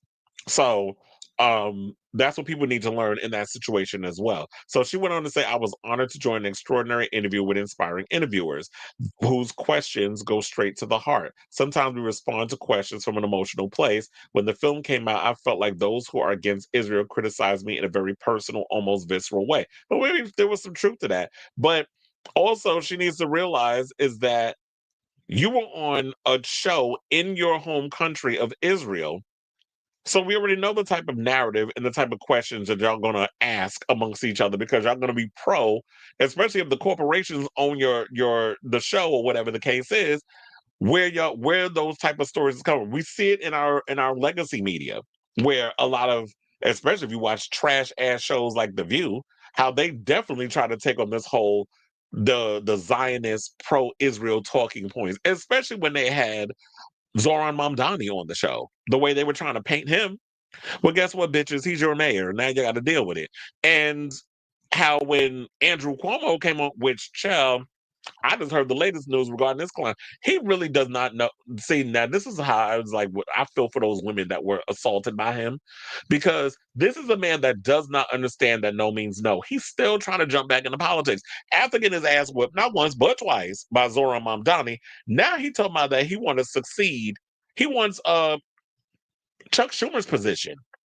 Who's voting for you? It's like, we didn't want your ass as mayor. You think we want you as like the head Senate, the head of the Senate on the Democratic side? No. We already know based off of the way you ran your campaign who you were cooked to. So we don't want it. The Democratic Tea Party is here. The old days of the way Democrats was trying to run shit in politics with all of this, we bow down to our corporate donors like APAC and results. No, those days are done. We don't want it. People have woken up. A lot of people have unplugged for the Matrix, and you're about to get another rude awakening. Not only so he must be into what they said. He must be a masochist. I think he likes pain. And a lot of these men in power, they do. They like a lot of these people that be in power, quiet as it's kept, they like things put in their butt. They like they like going to the dominatrix. They like all of that mess. And to me, I'm low key starting to think that Andrew Cuomo likes getting his ass beat behind the scenes, probably in the bedroom, and in politics. So to wrap all this story up, gal, gadoo, it is a chop. Nobody wants you back as the queen of the evil queen, the queen of England, the Cleopatra. Because remember, at one point she was supposed to play her too. And that movie, I don't know what happened to that, but I think it was outrage because it was like, how y'all got this lady trying to play Cleopatra? She's not a woman of color, but here y'all go trying to make a white woman play Cleopatra again. We already had that with Elizabeth Taylor. Came out with that 4-hour damn movie. Now y'all trying to do it again with this lady. We don't want it. Find somebody that's brown that could play her. But anyway, so yeah, that's the latest on this story. I definitely want to hear from y'all. So whatever your thoughts are in regards of, would you like to see this lady play the evil queen yet again? But I'm like, look, nobody liked the last movie. The movie wasn't good, and it wasn't just the whole Israel thing that had to do with it. It just wasn't a good movie. It was the horrible special effects. It was some of the acting up in there, some of the decisions y'all were making regarding that movie. People just weren't here for. So there's a lot of things that was at play to why Snow White flopped at the box office. And so it's easier to sit up in here and play the victim and do the whole, oh, it's because of people's opinions about Israel. I think it's way more. It's much more than that. It's multi-layered, but some of these people out here, they're about as deep as a damn pond. So let me know what you guys think of this story in the comments down below.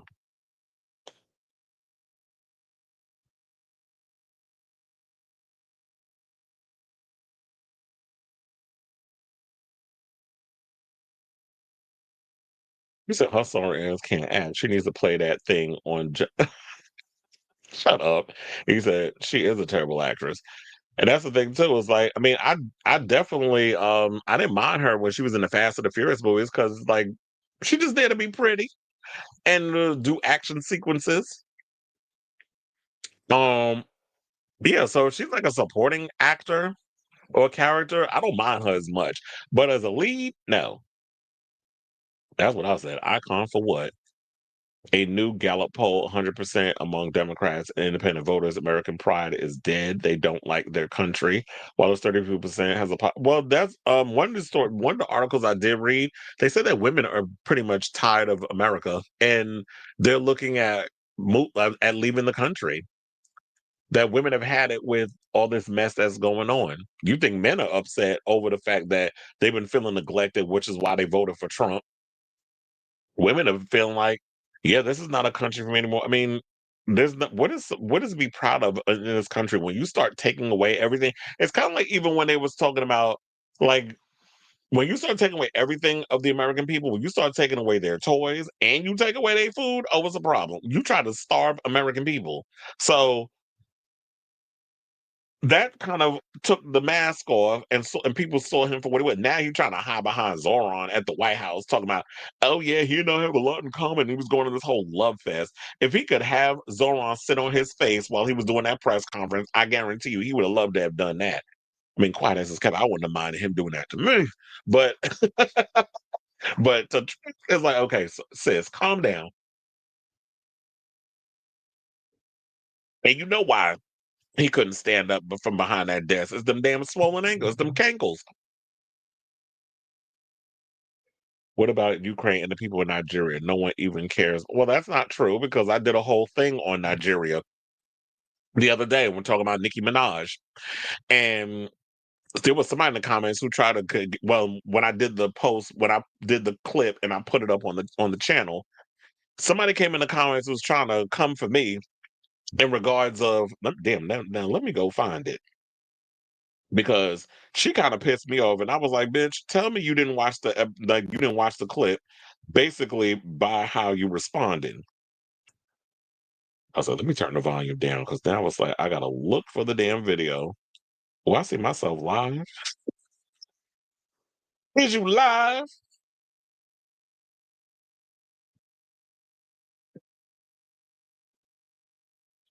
Hold on. Okay, so um somebody said for no reason whatsoever there are almost no Christians in Muslim countries. Absolutely random. I mean, there's Christians and Muslims that exist in Nigeria.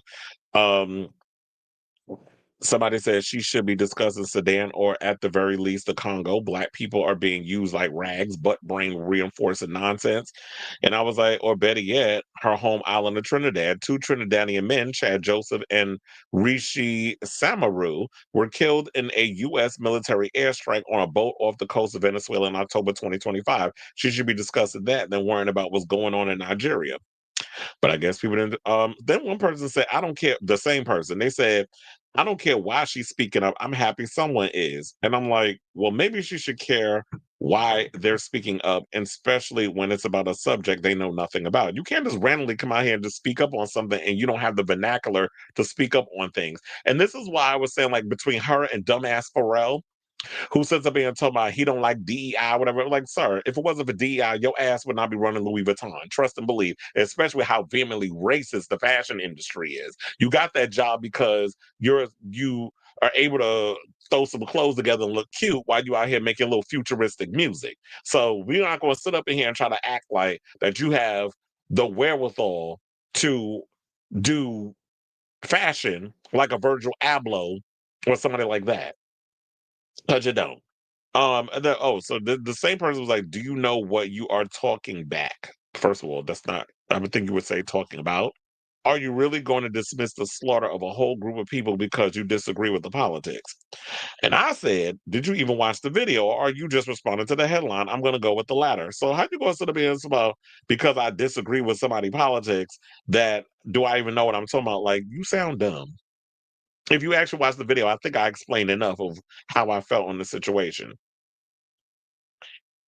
But you can't argue with stupid, apparently. So Wait, hold on. Because I forgot. I was like, wait a minute. I didn't even charge my phone. So anyway, so yeah, I've been talking about those things on the show. Play. You basically had TikTok accounts banned for making fun of your acting. Mm? Oh, did she? You said she had. Well, oh yeah.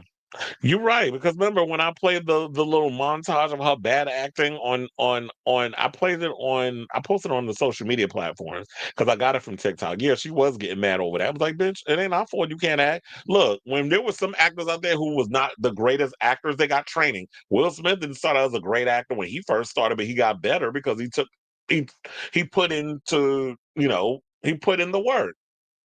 Same thing with Dave Bautista wasn't that great of an actor. Dwayne Johnson was not a good actor at one point, but he took classes.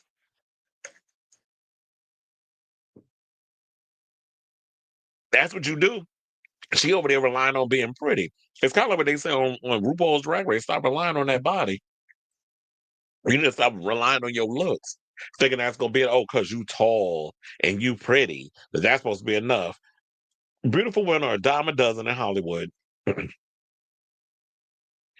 it seems the House of Reps is in for a rude awakening. I heard Democrats might take majority. They're going to leave after the pension clears. I hope for Mike Johnson. Well, Moses Mike Grinder Johnson definitely needs to be kicked out of that damn job. Oh, this is a disaster. Me seeing the Zootopia too? No. But he has a gay mother, so he's a part of, he's by proxy a part of the community. That's why he's always so defensive of the queer community because he has a lesbian mother. But anyway, let's get back to the show and let's talk about Scream 7. So Rose McGowan recently did an interview where she is responding to the fact that in the new film there is a character that is Sidney Prescott's daughter. And this is why I'm confused, and I really hope that they explain this in this film. That in Scream 5, which was just called Scream, Sidney had two kids. We've only seen the one, so they need to explain what happened to the other child in this movie because she's supposed to have more than one kid. But nevertheless, one of the kids that we see in the trailer, played by Isabel May, there was always rumors about her being one of the characters, or Sydney's daughter was going to be named Tatum after Tatum Riley, who was Rose McGowan's character and Dewey's sister in the original Scream movie, where she got her head crushed in the garage door. That is such an iconic scene. But nevertheless, please, Mr. Ghostface, I want to be in the sequel. So anyway, so yeah, so she basically did a recent interview and it was called Scream Obsessed. And she opened up about the tribute. She said, sitting naming her baby Tatum, it's making my heart happy, and I know it's made many others happy. It feels right and good. This Tatum lives. She winks. I think Scream is one of the greatest fandoms in the world. I know I'm biased, but I believe this is true. Nev Campbell, as y'all know, returned as Sydney with Isabel May as Tatum Prescott in Scream 7 in theaters February 27th via Paramount. Now, in the latest installment of the slasher saga, basically the synopsis is when a new Ghostface killer emerges in the quiet town where Sidney Prescott has built a new life, her darkest fears are realized as her daughter becomes the next target. Determined to protect her family, Sidney must face the horrors of her past to put an end to the bloodshed once and for all. So I'm definitely curious enough to hear like what this whole plot thing is about. I know there's been things that have been leaking online, but they've been showing different things. And with Scream, they film like so many different versions of this thing. So we don't even know what we're gonna get when this movie comes out. So I'm gonna just wait until open week. I've been doing a good job so far, bobbing and weaving and dodging all the little rumors coming out regarding how Stu is utilized in the film and who Ghostface might be, whatever the case is. I'm definitely curious. I'm one of those that's good at like trying to hold out and not want to be spoiled or surprised, whatever. Because like they said, until the final cut is released, we don't know how this movie's going to turn out. So Scream has always been that way. Unless you get a whole situation where the script leaks in its entirety before the movie comes out, which has happened before. It happened with, I think, what was it, Scream 2? I think that happened. And then they had to go in and make some last minute changes. So I like this idea because it was like, look, I love the original. I like all the Scream movies. That I have some of them are like, but for the most part, the original Scream will always be iconic. I love Rose McGowan's character. She was very sassy, very much mouthy. I love that how she was there for her best friend, Sidney, when she was going through her things. She was trying to encourage her to kind of go out and loosen up and live a little, especially after her mother was murdered. And then she ends up getting her head smashed at the garage door. Who actually killed her? Was it Stu actually ended up killing? I'm thinking it was her. I mean, I think it was Stu, right? Because wait, no, it was Billy Loomis, I think. Because who was it that came when they came to the door? And they went, "Ah," and then he went did the face like, okay, it's done. Like that's basically why I got it from. So I think it was Billy that ended up killing her. Because remember, Stu was in the house, but I'll be right back, going to get the alcohol and trying to get something with him. But so I don't think Stu did it. I think it was Billy that ended up killing. I could be wrong, but let me know in the comments. But I do think because it's been a minute since I've seen the original film. If I'm not mistaken, it was that. But anyway, I'm harping a little too much on this. I am looking forward to this new movie. I do think it's a really cool idea. When I first heard about it, I was sitting there like, yeah, it's definitely a great nod to the franchise that Sydney would name one of her kids after her best friend because Tatum was such a significant part of the Scream franchise and people love that character. And unfortunately, she had to go because, you got to kill people off. Can't keep everybody around. I'm still mad y'all killed off Dewey, though. But you know, um, Tatum is definitely, a pivotal part of our lives, and we'll see how this new Tatum fares. Keep, passing on that legacy of having that name in the upcoming Scream film and future ones, should she survive. And I wouldn't think that she wouldn't survive. So yeah, I definitely want to hear from y'all. What do you guys think of this story regarding Rose McGowan speaking out about Sidney Prescott's daughter Tatum being named after her character in the upcoming Scream 7 film. So whatever your thoughts are, let me know in the comments down below. All right, so now it's a excuse me for being late. I was not you watching Gilmore Girls. I said Magical Mermaid is here in building. All right. All right, y'all. So now let's go from one spyglass movie to another. And let's talk about Thanksgiving. So it's been a minute since we've heard about what's going on with Thanksgiving too. I thought that they would have been filming it by now and it would have been out. Didn't they say like this year, maybe next year, whatever the case is? So Eli Roth recently did an interview and he's speaking out about what is the update on this film, which since they take it so damn long, now I'm starting to think you could have Patrick Dempsey could have appeared in this new film as Sydney's husband. But then again, they were saying, oh, because it was some personal stuff he had to deal with, and it was Thanksgiving 2 was the reason. And they were supposed to film that immediately right after, like back to back from like with Scream 7 was being filmed, and then they were supposed to go in a couple of months, like in the springtime of this year, they were supposed to film Thanksgiving 2. Then nothing happened. We didn't hear anything about it. Well, we have to think about two things. Number one, Patrick Dempsey's schedule, whatever the case was. So they thought it was going to kind of overlap with the whole Scream thing, hence why I guess he didn't come back. But then again, I'm starting to wonder because I think that Joel McHale, who plays Sydney's husband, Mark Webb, I think is his last name, not Kincaid, in this film, and he's playing a cop. That and in the trailer, it gives it away that he pretty much gets stabbed up by uh Ghostface. No word on whether or not he survives, but based on them shots y'all showed us, pretty much thinking he's gonna bite the bullet. Well, there's no bullets that's going to be used to take his life, but you know what I mean. So, um, maybe Patrick was like, I don't want to get killed. I don't want to come up in this movie only end up getting killed off. Like, does it make sense? Whatever. So I guess they just want to have like sitting with a disposable husband or whatever. Or maybe they'll just mention like, you know what? She was married to the other Mark, and then they divorced, and she ended up marrying another Mark. We'll find that out when the movie comes out. But nevertheless, um, and also Addison Rae, we forgot about her. So her music career has currently taken off. She's focusing a lot on promoting her latest album, which I will say, Addison Rae's album is actually pretty good. So in that context, Eli Roth went and gave a little tea. He went on Chris Jericho's podcast called Talk is Jericho. And he went and said that with Thanksgiving too, we're doing some polishes on the script. He said there was a kind of second act issue that Jeff and I were having. We just kept going around circles trying to figure out how to get through it. And then actually another writer team had a really good idea and we're like, oh, let's let them come in and take a pass because I think we've been kind of had our noses in it for 2 years, right? They love the franchise. They're like, we don't want to change it. We love it. You guys have a brilliant sequel, but we think that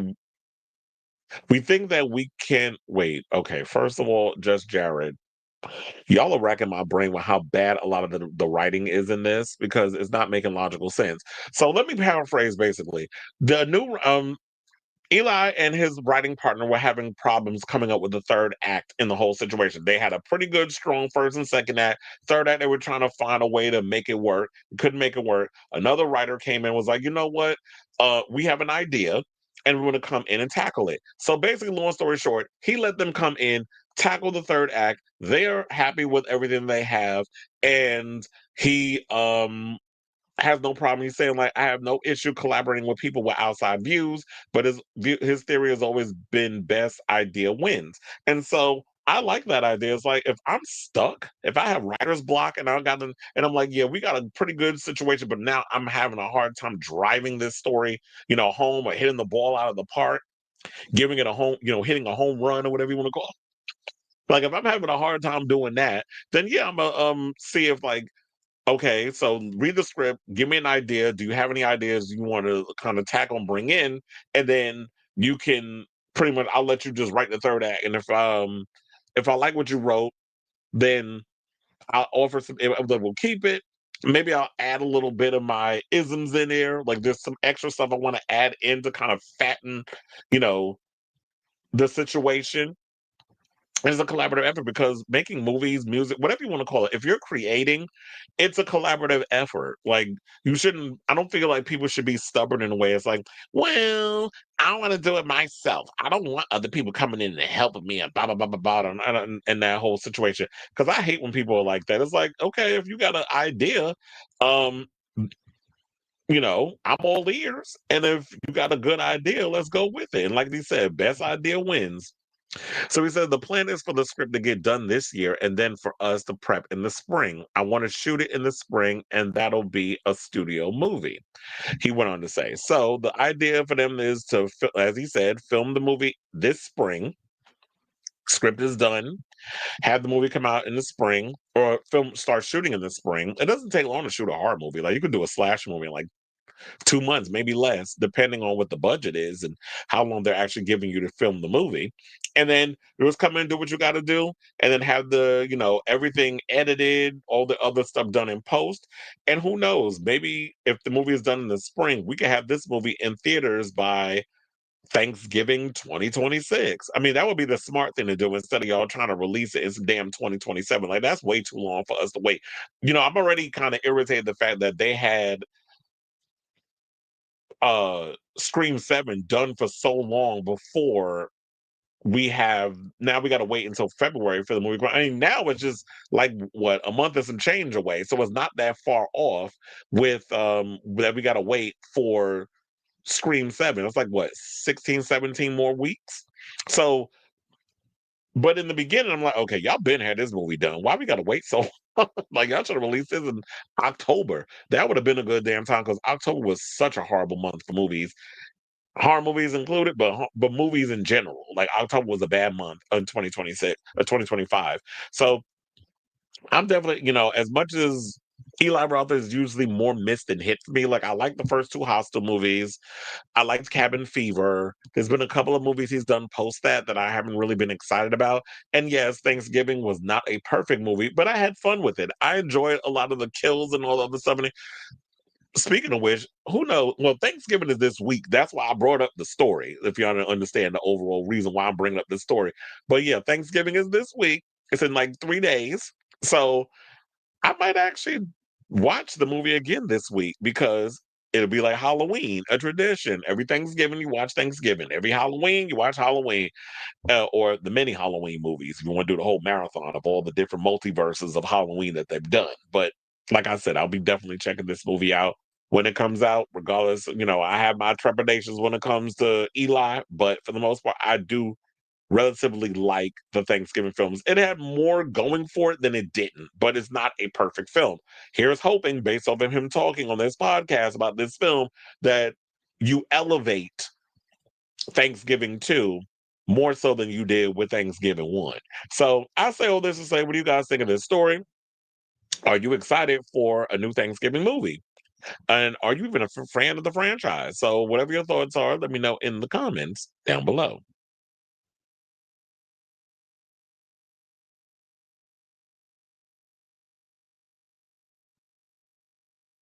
Not the red shoes. Well, if that's pertaining to Dorothy and the Wizard of Oz, they didn't even have her wearing red shoes in the movie. Why was her shoes a different color?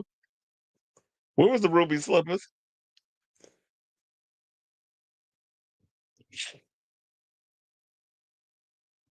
I was like, you would. The human turkey, if you know your oh yeah, that was funny. That human turkey scene was hilarious. I'm not, and funny enough, I'm not even a big turkey fan. Like I already told people, I don't even know if I told y'all. I said for Thanksgiving this week, I'm just gonna marinate me a whole chicken, and that's what I'm eating. I'm not even doing a turkey. I don't like turkey. I'm not a big fan of turkey. So I got me a hen. Me, henny. I got me a hen, and that's that. That's what's gonna do. All right. So now let's go from Thanksgiving to summer camp. And let's talk about sleepaway camps. I don't know if y'all heard, but there is a sleepaway camp remake coming from the original writer director Robert Hiltzik. He has announced on his social media that he has completed the script for the movie, which should be relatively interesting because here's the thing. I don't know if I told y'all, maybe I did, but like last year, they did a anniversary screening with the original 35 millimeter print at the IFC Theater in the West Village.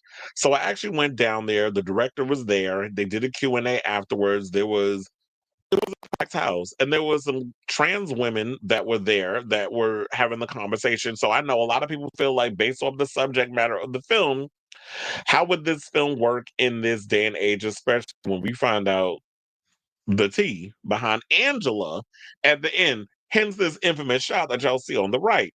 Now, if you know, you know. If you don't know, child, this is not a spoiler alert. The movie's over 40 years old. Angela turned out to be, when her brother was killed in that boating accident along with the father, who the father, I believe, was a homosexual. Because we did see that homosexual scene with them hunching in the bed and the kids in the corner giggling. And so Angela, we thought that was the boy that, I mean, the girl, well, we thought that the boy passed away and it was the daughter that survived when it was in reverse. And come to find out, the crazy aunt, who was Ricky's mother, didn't want another boy in the house. So she basically dressed Angela up as a girl and all this other stuff. And then Angela was going around, with all the crazy nut stuff going on at the camp, was killing everybody. But the movie had way more craziness going for it than just the whole trans allegory that's in that film. And the fact that there was a trans girl that was in the audience with me at the time when we was talking when they were doing the Q&A, trans people love this movie. They look at this as the fact that Angela was sort of like that anti-hero that was standing up against all the people that was bullying her and all those, even though the aunt was a damn nutbag and should have been in the insane asylum over the way what she did to Angela and all that other stuff. Then the sequels got a little stupid with the comedy. You had Bruce Springsteen's sister playing Angela, and she was going around just killing people, and it was doing like the one-liners. So it's sort of like y'all were trying to do Friday the 13th with Freddy Krueger mashed up with she doing her stupid one-liners while she was killing off the camp counselors and things of that nature. So they did a lot of controversial stuff in the original movie.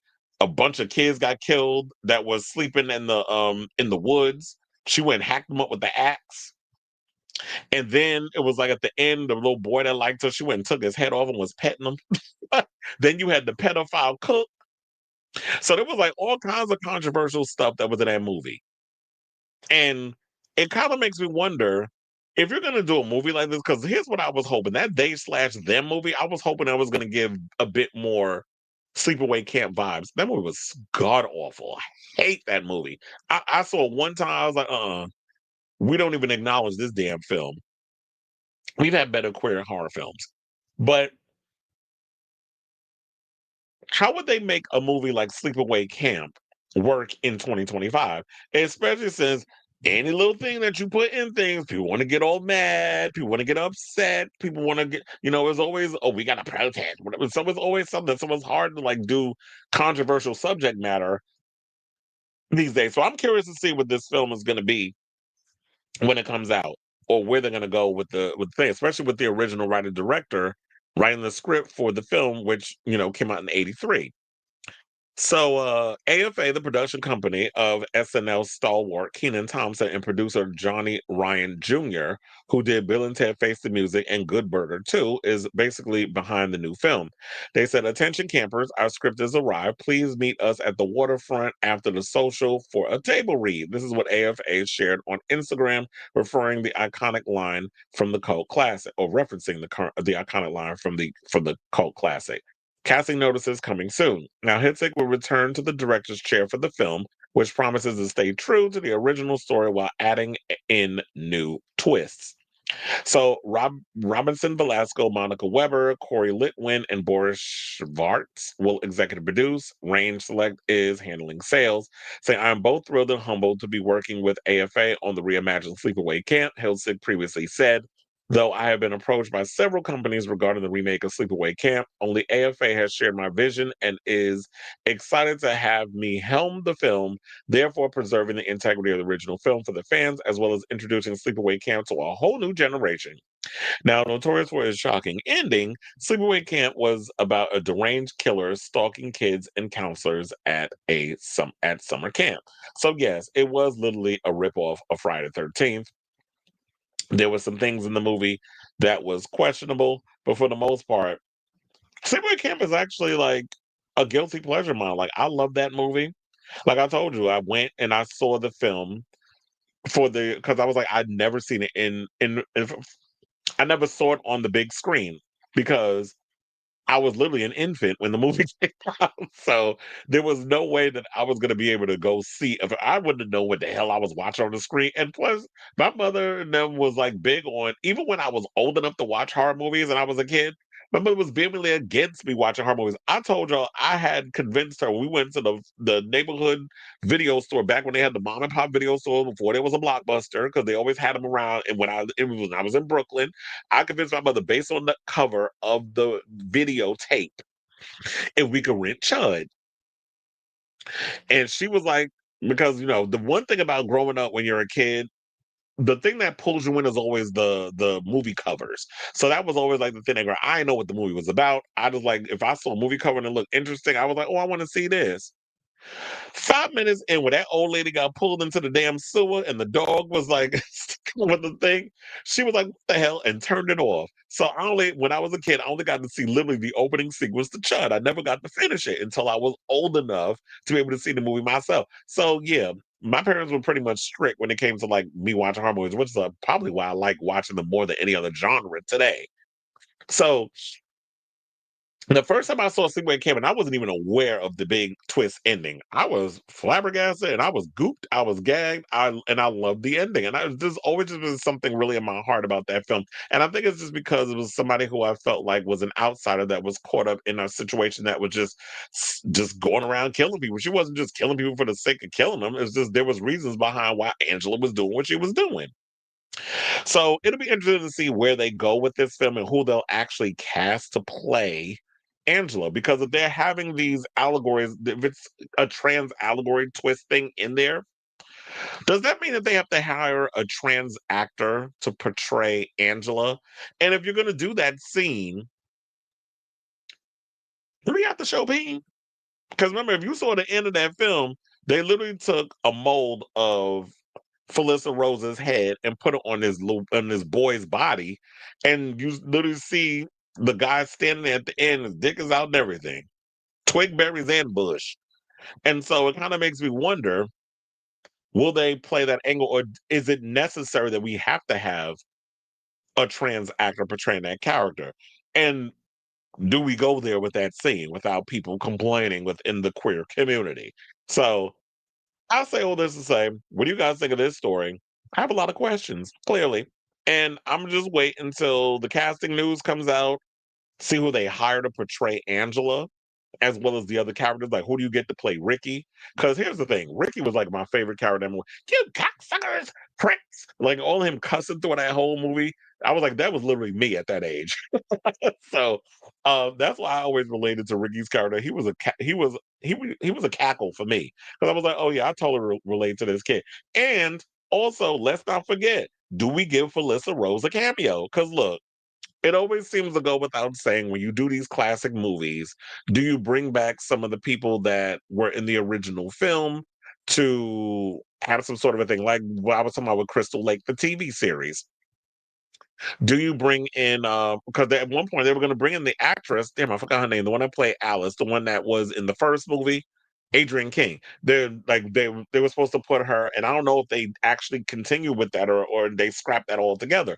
But in the beginning, when they were doing before they did the whole showrunner change and revitalize everything they were going to do in the Crystal Lake series, they were going to bring Adrienne King in, who was in Friday the 13th Part 1, and she was killed off in Part 2. So they found a way they were going to bring her in there, and I guess she was going to play a different role, but it would be nice to see somebody from that franchise to be in there as kind of like a wink to the fans. It kind of makes me wonder if they're going to do that too, because I did see that when Robert wrote that the script was finished, Felissa was in the comments and she put like, she gave a response. So it'll be interesting, but I guess it's only a matter of time before we find out. We'll see. Maybe they can make her a counselor or the head of the. Well, no, she'd be too old to be a counselor. They can make her like the head of the camp or something. So let me know what you guys think of this story in the comments down below.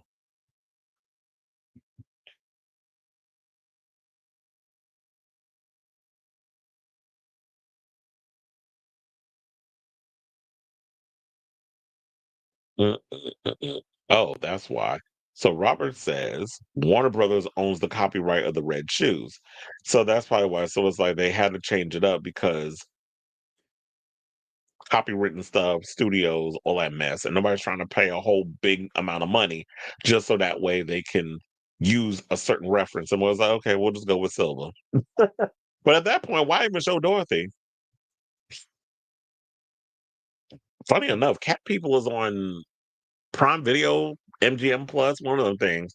So it'd be interesting to see if they could possibly do that. Probably not a great time for a trans related horror film. OMG, folks will think it's no, they won't. But we'll see. First of all, we can't sit up here and worry about this crazy ass Trump administration and what they think. If you're gonna tell a story, tell the story. Said Daniel Berry Sports Highlights is in the building. How you doing? Have you guys heard the good news that the foolproof fail-safe has been implemented for this construct of time and a okay. Where all the crazies coming from all of a sudden with this mess? We need a at band camp. You talking about American Pie? Final Destination 11. No band camp stuff. How about a horror version of Willy Wonka? Mm-mm. First of all, we're already living in that world of the Willy Wonka and the chocolate factory and situation. So it's like, no, we don't need that real life situation. But speaking of which, I was scrolling on Prime Video yesterday and they got Willy Wonka up there, the original with Gene Wilder, not that messed up one where you had Johnny Depp dressed like Michael Jackson. But yeah, that one, the original one is up. I was like, I forgot about that film because I used to like that film growing up. I also didn't realize that that movie was old. Like it came out in 19, what is it, like 1971, 1972? I don't, or it might have been 69. I'm not sure. But I was like, damn, this movie is that old. Why did I think like Willy Wonka and the Chocolate Factory came out like the mid to late 70s? It actually came out in the early 70s. All right, y'all. So now let's get back into the wait, hold on. Are you saying it? Oh, did it? Well, I'm sure that, it's always like the classic films, the movies that we look at as cult hits, turn out to always bomb at the box office. Okay, so now let's get into this Hugh Jackman news because now Hugh Jackman is opening about the possibility of, you know, retracting his adamantium clause. So there's been many a times when we've talked about Hugh Jackman, Wolverine, or whenever they ask him about playing Wolverine, he's always like, "This is the last film. I don't know if I'm gonna come back." He always seems to like close the door on that chapter, and I guess maybe it's because he wants to be taken seriously as a legitimate actor. But no shade. We're just gonna have to call it for what it is. Yeah, he's had little things here and there that he's been able to do, and because of Wolverine, he's been afforded to be able to do his musical stuff, like go on Broadway, and then most recently have his little residency. I think he's done with that right now at Radio City. But people always equate Hugh Jackman with playing Wolverine, and I can't see like, he could play that character for the rest of his life. Although I do feel like at this point it's time to move on to a different Wolverine, but because every time Hugh Jackman's Wolverine pops up, his movies do fairly well. He might be playing this until he's literally old man Logan. So Hugh Jackman recently appeared on the Graham Norton show, where he proclaimed that he will never say he is never playing Wolverine again. That's why I always tell people never say never. Jackman announced that he was done playing the iconic X-Men superhero after 2017's Logan, which ended with the character's death. But Jackman wasn't being truthful. He returned as Wolverine 7 years later in the 2024 Marvel blockbuster Deadpool and Wolverine. He said, quote, "Every time you're on a talk show, you gotta go, nope, I'm not doing that again. But then you keep making another one and it's a big hit. So are you gonna have to do it again?" Jackman, he said, maybe I am never saying never ever again, but I did mean it when I said never the first time until the day when I changed my mind. But I really did for quite a few years. I meant it. Well, I'm sure in that when you're in that space, you're sort of like, yeah, I'm pretty much done playing Wolverine. I want to go off because as an actor, you're like, I don't want to be playing the same part for like 20, 30 years, which literally he has at this point. Because we started playing Wolverine in what, like 2000, 2001 when they came out with X-Men? So yeah, he's been playing the character for so damn long. I totally get it that it's like you're ready to move on. You've been playing the same character for almost 30 years. You're not getting any younger. And plus you have to realize that Wolverine, like Hugh Jackman, the older he gets, the more difficult it is for him to maintain the physicality. Because who has the wherewithal to continue to be in the gym and eating a certain way? You got to eat all that damn chicken breast. I'm eating every 3 hours, and then I'm having to lift weights and probably using HGH and steroids. And so when Hugh Jackman is trying to look jacked, man, in playing Wolverine or whatever the case is, that's a lot of work on that body. And he ain't getting any younger. The man is in his 50s. So I totally get it that it becomes hard to maintain. But of course, with Hollywood, there's ways you can get around that. Now, during last year's Deadpool and Wolverine press tour, he admitted that his feelings about staying in retirement for Wolverine were complicated after he saw the first Deadpool movie. He was like, I was like, those two characters together, I knew it. I knew the fans wanted it ever since I put on the claws. People talked about these two, so that had always been there, but I just knew. This is what he told Fandango. He said, I ran Ryan, as in Reynolds, and I just said, let's do it. Like, I hadn't rung my agent, no one. I had to ring my agent and say, but oh, by the way, I have just committed to a movie. But not everyone is initially sold on the idea of Jackman coming back as Wolverine. Marvel Studios president Kevin Feige confirmed to Empire that he originally warned Jackman against playing Wolverine again. I said, well, quote, I said, let me give you a piece of advice, Hugh. Don't come back. This is what Feige said. You had the greatest ending in the history with Logan. That's not something we should undo. And I will agree with that. I felt like Logan was a great way to wrap up the whole Wolverine saga. I do feel like based on the way they set things up in Deadpool and Wolverine, they already did that montage where there's so many different versions, so many iterations of Wolverine. Now, do I think that he may appear in Avengers Doomsday?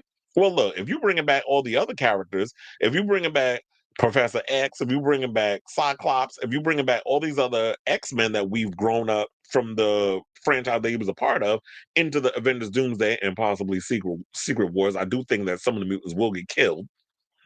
But if you're gonna bring them in Secret Wars, then I'm like, yeah, I would like to see Hugh Jackman one or maybe two more times if he survives that. But I do feel like at the end of the day, if you're trying to do a new X-Men where you're going younger, so that way you can have this next generation of actors pretty much play these characters in the long haul, which is what I'm sure Kevin Feige wants. Um, I would be like, yeah, it's time to move on from that. Yes, we like what we like and we want that nostalgia feel. And Hugh Jackman, yes, is the best Wolverine to ever do it. I mean, that's not saying much because that's the only Wolverine that we know. But it's time to hang up the claws. It's time to let somebody young, fresh, and new come in and play that part, whoever it is. I mean, I don't know. Some people say Daniel Radcliffe, some people say Taron Egerton, so many people say so many different names. And I'd be all here for whoever they choose, because I'm sure that Marvel, one of the things about them, they're really good with the casting. And I like Hugh Jackman. I met him in person. He and I spoke briefly. He's very good looking in person, and he's nice. He's a nice guy. So, and I told him we had an elevator situation. I was gonna say elevator encounter. That would have sounded way too sexual. But we had an encounter. We talked briefly. He was cool and everything. So, and this is when he was promoting Logan. That's when he and I met. So um I like Hugh Jackman. He is in, of course, the best Wolverine to ever do it.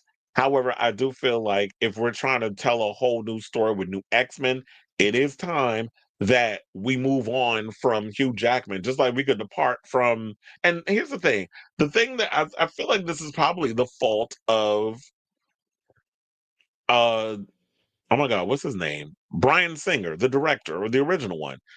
Hugh Jackman was never like, well, not Hugh Jackman.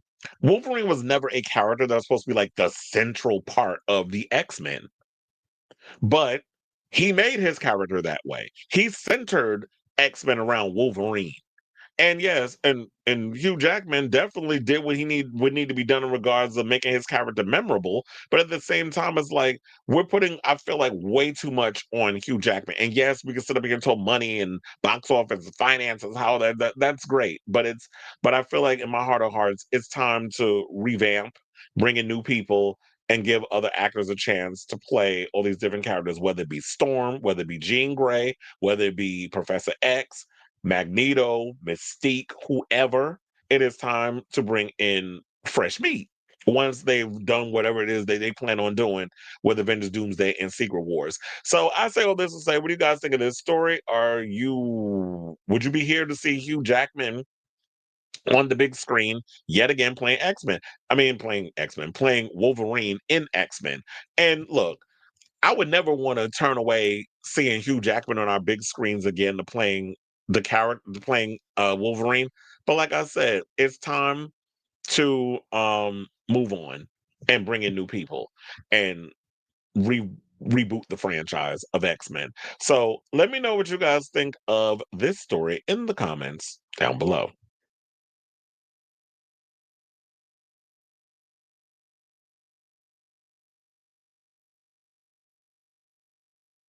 Hugh would have made a great Reed Richards. Why was I drawing a blank and thinking, who is Reed Richards? Oh yeah, Fantastic Four. I was like, wait, why am I drawing a blank? Wait, so you didn't like Pedro Pascal as Reed Richards? I guess because he's been so in the pocket of playing who he's played. I think that people wouldn't really. It would have really taken people out because I feel like the same thing with Robert Downey Jr., which they really going to have to do a lot of convincing with that. A lot of people see Robert Downey Jr. as Iron Man. They're not going to try to. It was like I can't see him as Doctor Doom.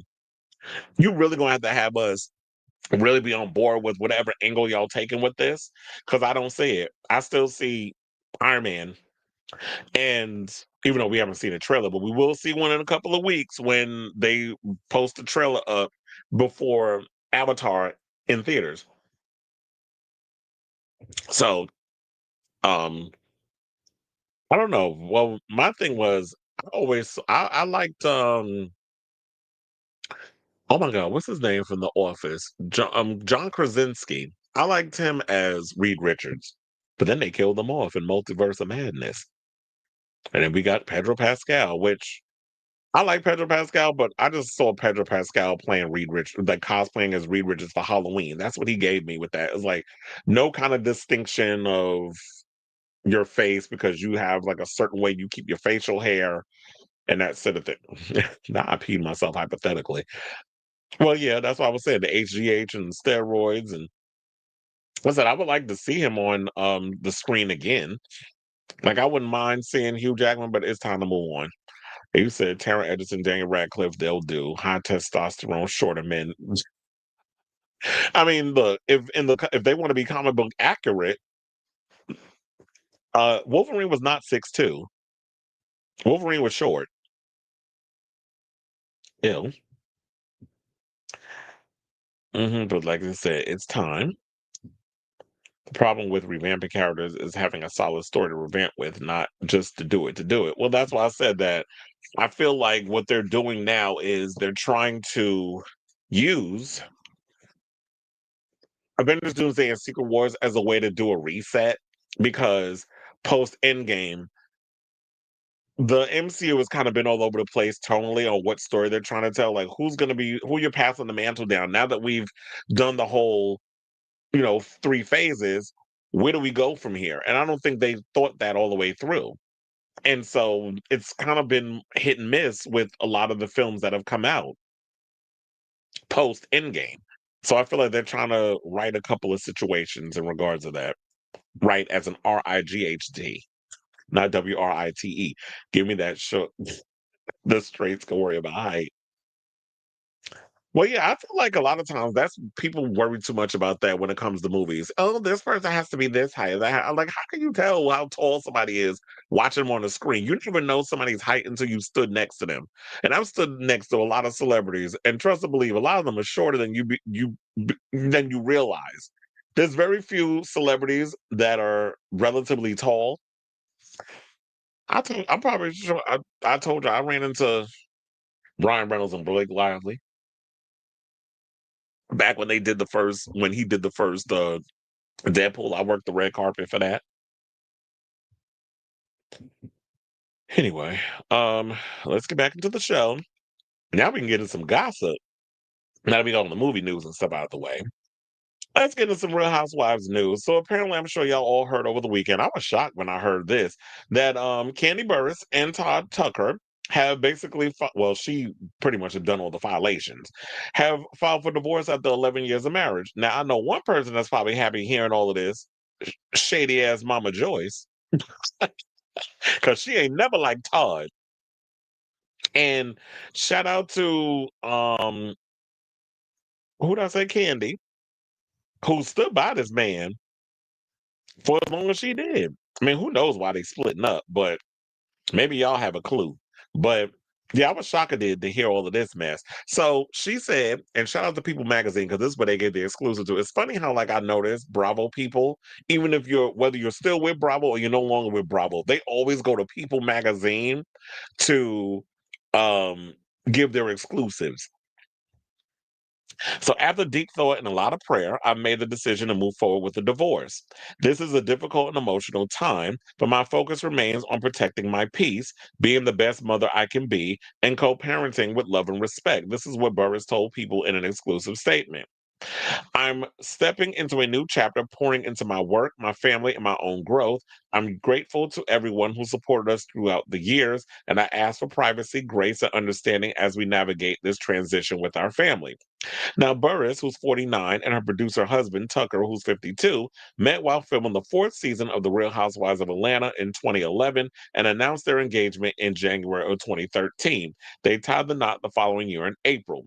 Since then, the pair have welcomed 2 children, son Ace, who's 9, and daughter Blaze, who's 5.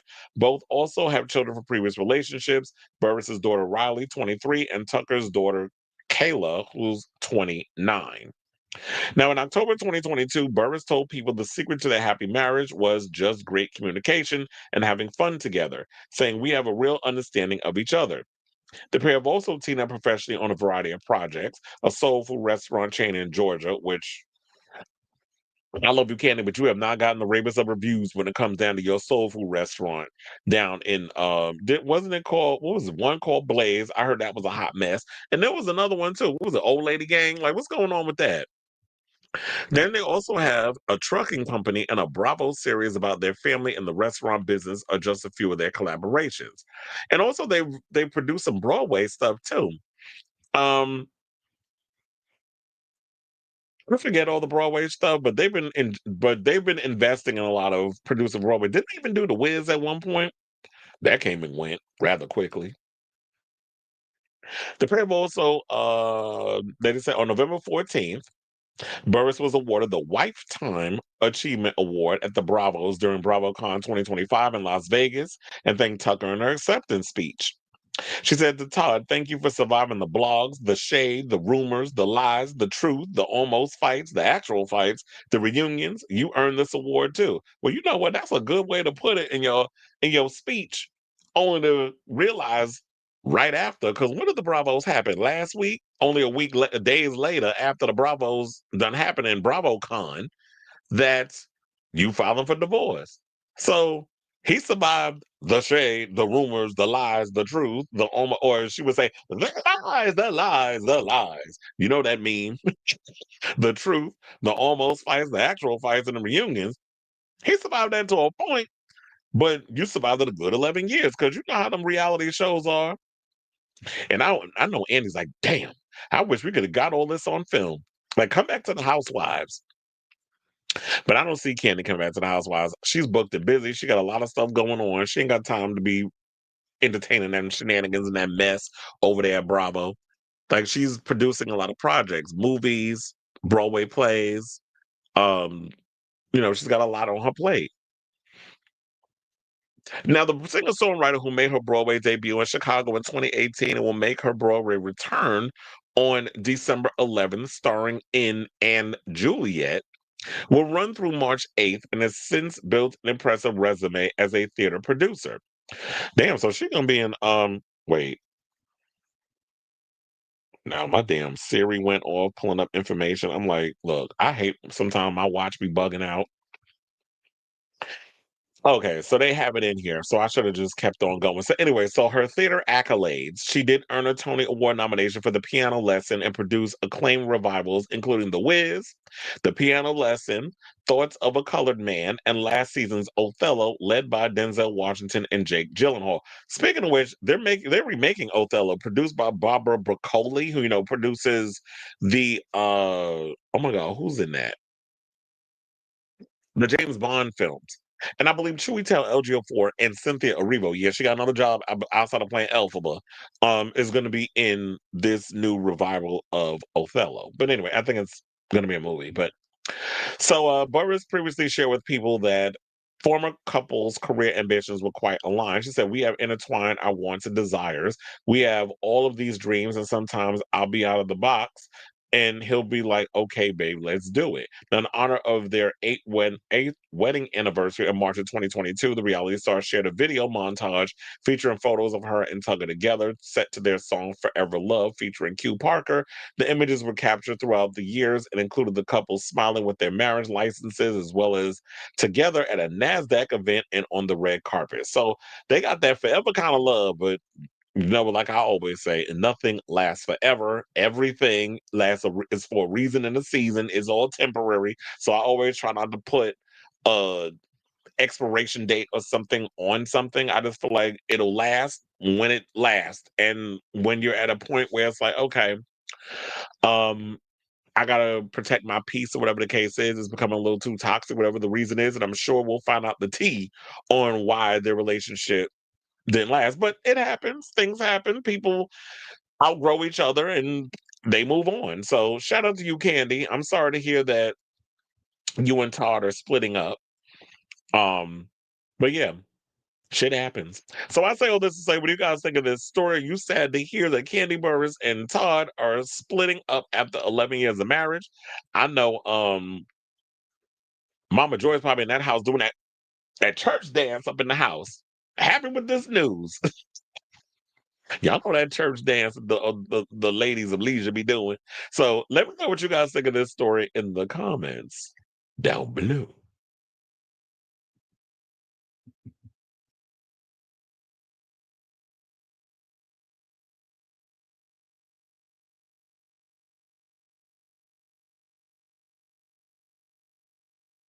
You said nobody really cares. Like when they cast Johnny Storm as the black guy, nobody I knew really cared about the story. Was kind of oh, you talking about when Michael B. Jordan played Johnny Storm? I thought people did have a problem with it. I enjoy a party too. Oh wait, I enjoy to party too, especially love when I'm dancing, hardcore bumping, and grinding stuff.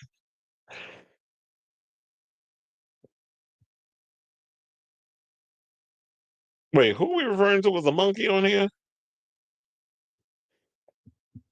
Because one thing we do not do is the racist shit in the comments. For what it is and what it was, after 11 years, I'm surprised Todd and Kandi lasted this long. Hold on. I'm just like, I'm banning your ass. One thing you will not do is come up here and refer to anybody as a goddamn monkey. Especially when I can't see what your monkey ass look like. So there's that. Racism will not be tolerated on this channel. Now, speaking of um Bravo, let's get them old Bravo and Atlanta. So the Bravo chairman has basically said that NeNe Lanithia Monique Leaks could bring her behind back to Atlanta Housewives. So I guess time heal all wounds, and we've all moved on from the situation that was surrounding NeNe accusing the people over at Bravo of being racist or whatever the case is. Because now they talking about that Miss Mamas can come back to the show. So wait, hold on. Wait, did I hit the right one? Yeah, I did. Hold on, that was way too big. That's what she said. Now, the door isn't closed, apparently. After years, years after NeNe Leakes started a very public battle with Bravo, NBC, Andy Cohen, and everyone else in charge of the Housewives of Atlanta, there's a sign of hope from Frances Berwick, chairman of Bravo and Peacock Unscripted. From her lips to the Bravo gods' ears, there might finally be a path forward, and it's about damn time. Now, fresh off a successful BravoCon, Francis spoke to Variety about the art of forgiveness in the Bravoverse. The topic has been on the mind of Bravo fans after Karen Huger made her first public appearance at the event following her stint in jail after a DUI. When she came out on stage at the Bravos, fans greeted her with a standing ovation. But can the same grace be extended to someone who publicly feuded with the network? Francis thinks that it can be, that it can be. We've had, she said, quote, I said quoted, quote, we have NeNe on red carpet shows for E. We have worked with NeNe since then. This is what Francis said of the disgruntled former RHOA star. And I said that to him like, yeah, they worked with her in the past. Like, if they're going to have her at NBC Universal events, then yeah, it clearly shows that time has passed. They moved on. No hard feelings, I guess. I mean, people get, look, I keep telling you, it's not show friends. This is show business. At the end of the day, it's a business. People get so caught up in their emotions, and you have a right to feel how you feel at times, but this is a business at the end of the day. And you can't get your emotions all wrapped up into into business type of endeavors. So to get back into the article, as a reminder, for those of you who are not aware, NeNe accused Andy and the network at large of engaging in racist behavior. She said they blackballed her from other opportunities after she called them out. However, Francis believes that there could be a path forward. So, in a way, they're not denying that they blocked opportunities. And yeah, corporations are notorious for doing that. If you got a lot of white people running, at the top of the situation, and you ain't gonna have black folks that's gonna come in your favor and defend you because everybody's out here for self and they're not trying to rock the boat and ruin their shit. So why would they come out and defend you?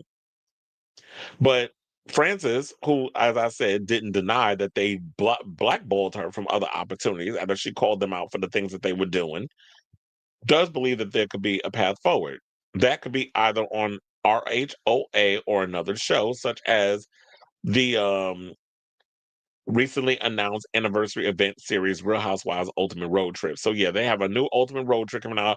Ultimate Girls Show. I think ever since that situation happened with Caroline Manzo and Brandy Glanville, that show is done. I don't even think that season's ever going to come to air because they filmed that a while ago, and I think that lawsuit is ongoing. I guess I don't know what's happening with that. It just feels like it's in limbo. So I don't see like um them coming to terms with any kind of mutual type situation. So I do think we could see NeNe down the road. If she doesn't decide to do Real Housewives of Atlanta, I definitely could see her doing the Traders. I mean, didn't we hear stories that she was supposed to do this upcoming season of the Traders, the one that has Monet Exchange and all of them on there? She was supposed to do that season, but I believe something happened with her youngest son. He was in the hospital, so she had to drop out and tend to him. So I'm definitely thinking like with everything else going on, I don't know if there's any other kind of roadblocks that NeNe has going on right now. I could definitely see her signing up to do the next season of the Traders. And if not, I was gonna be like, maybe she could do that world's greatest what was it, that military show that Teresa Giudice just did. That sidebar, shout out to her daughter Gia, who was a winner on that season. She should have did that. I could see her doing that. But then again, NeNe don't give me the type that want to do physical activities. She would do something like The Apprentice again before she would do something like that. So I can't see her doing no kind of physical military type stuff. But as far as like Real Housewives of Atlanta, look, I haven't watched the Real Housewives of Atlanta in the past couple of seasons because I just feel like I've outgrown that show. The whole thing of what made me like the Real Housewives of Atlanta, those feelings, that vibe isn't there anymore. So I'm not really feeling the franchise like I used to. I barely even watch any of the other franchises. The ones that I really stick to watching, I watch Beverly Hills. So I'm looking forward to seeing that season. The one thing about Beverly Hills, yeah, they've had their ups and downs, but for the most part, they've always kept the true essence of what Beverly Hills is about intact with that franchise. That's why I've always stuck with it, regardless of how I feel about some of the people that come and go on the show. The core value of what makes Beverly Hills what it is hasn't changed.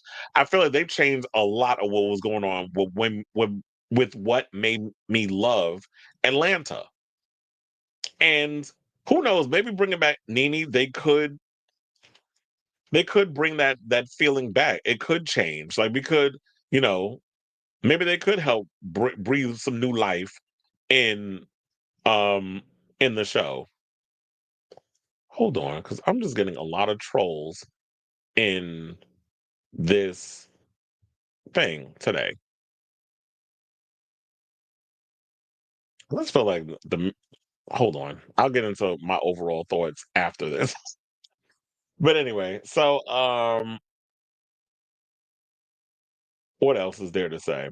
Okay, so they're basically saying that they want her to be on the show, and they say it's a variety of things, and it's also about the level of accountability, the level of change that that person is going to make.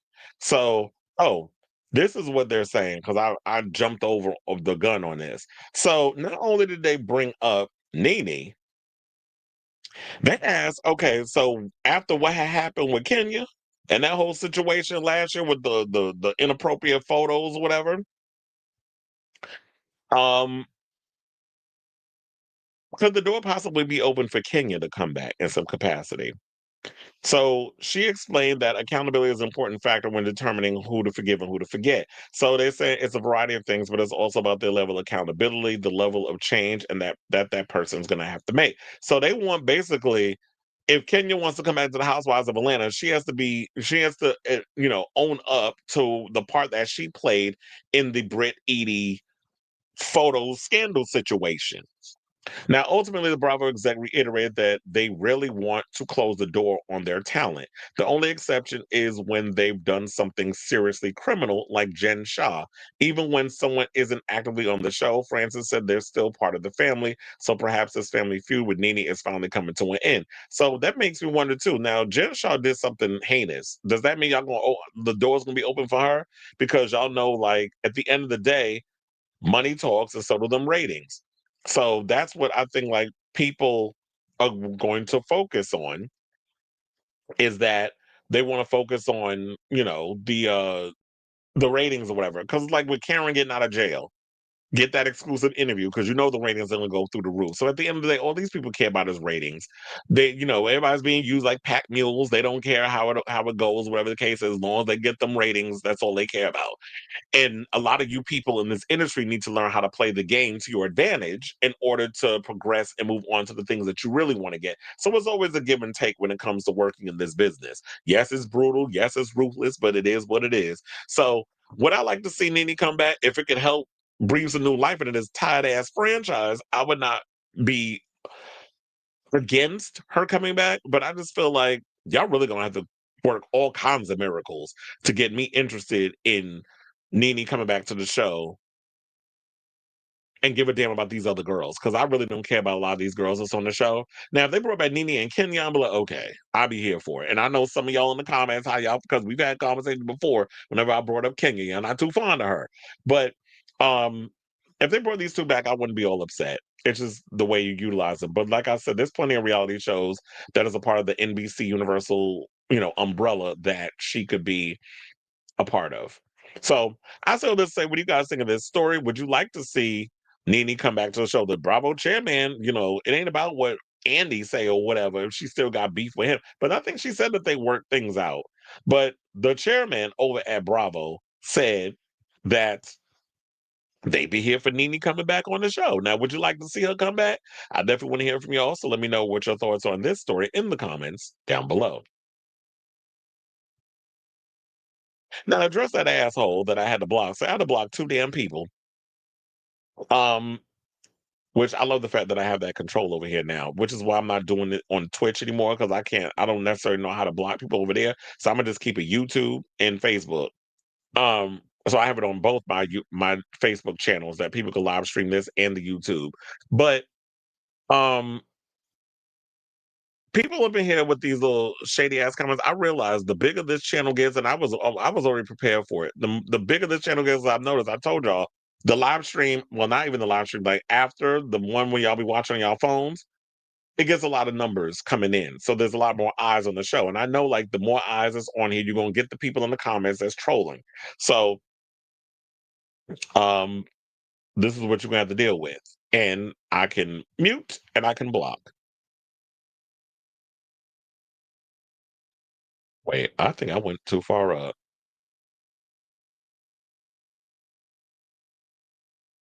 I definitely went too far up.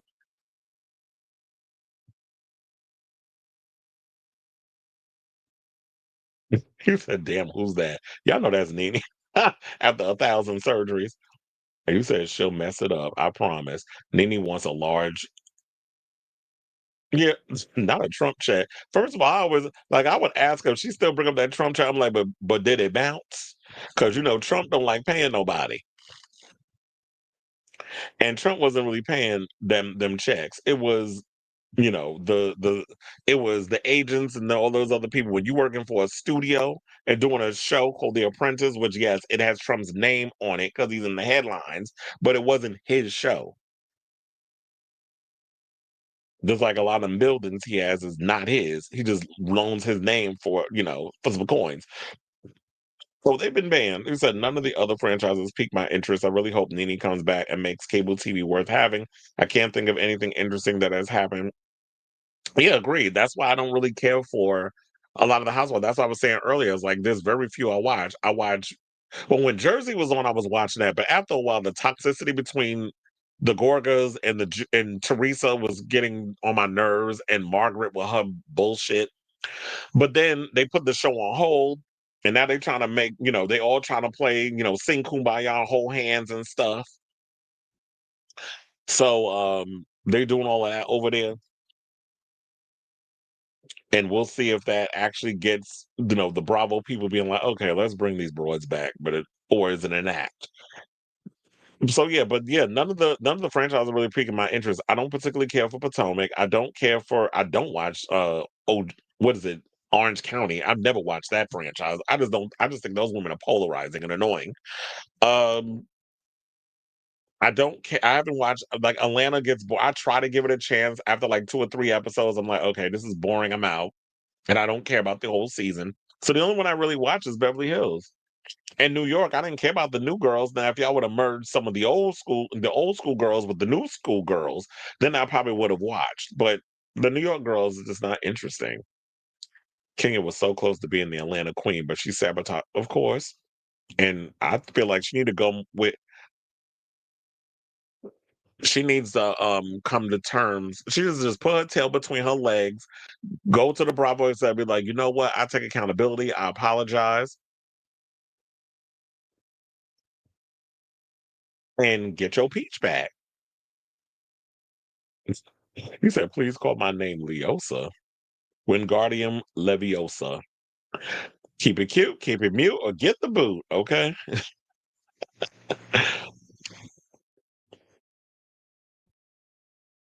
And does. And you said, if no one has told you yet, you're a wonderful, bright, beautiful individual, and hopefully the rest of your day goes amazingly. Well, thank you.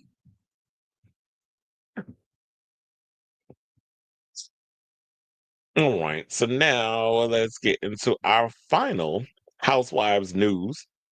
And let's talk about this mess coming out of Radar Online. So Radar Online, you already know you got to take their tea with a grain of salt. Because while we were just talking about the possibility that the exec over at Bravo said that the door is open for NeNe to come back and possibly Kenya Moore, hair care. Now, Radar Online is spilling this story about the possibility that execs are tired of all the crazy train wreck mess that's coming out from a lot of the people that they've hired on the show and are looking to chop the franchise altogether. So after years of lawsuits, scandals, and sinking ratings, the Real Housewives franchise is about to get swept under the rug by NBC Universal. Radar Online can reveal, saying, quote, NBC doesn't want the headache anymore, said one high level source. The brand has become more about courtrooms than catfights. Well, shit, get the cameras in courtrooms. Like I would expect that'd be the way that you would want it to be. I mean, the catfights get so old and it feels so convoluted and put upon that it's like, okay, if one of our people did some fraudulent white collar crime, we need to get the cameras in there. But if they're not allowing cameras, at least have them sitting outside and waiting until your clients or the people that's on your show come out and then give an update and let us know what's going on. Now, with execs said to be alarmed by the avalanche of lawsuits, a longtime Bravo insider says the whole endeavor has turned toxic. The Housewives used to deliver glamour and chaos, and now it's just legal bills and damage control. Well, I think that's what we all loved about the Housewives is that it was a mixture of not only the glitz and the glamour and the chaos and the drama, but also was about legalities and things that was going on.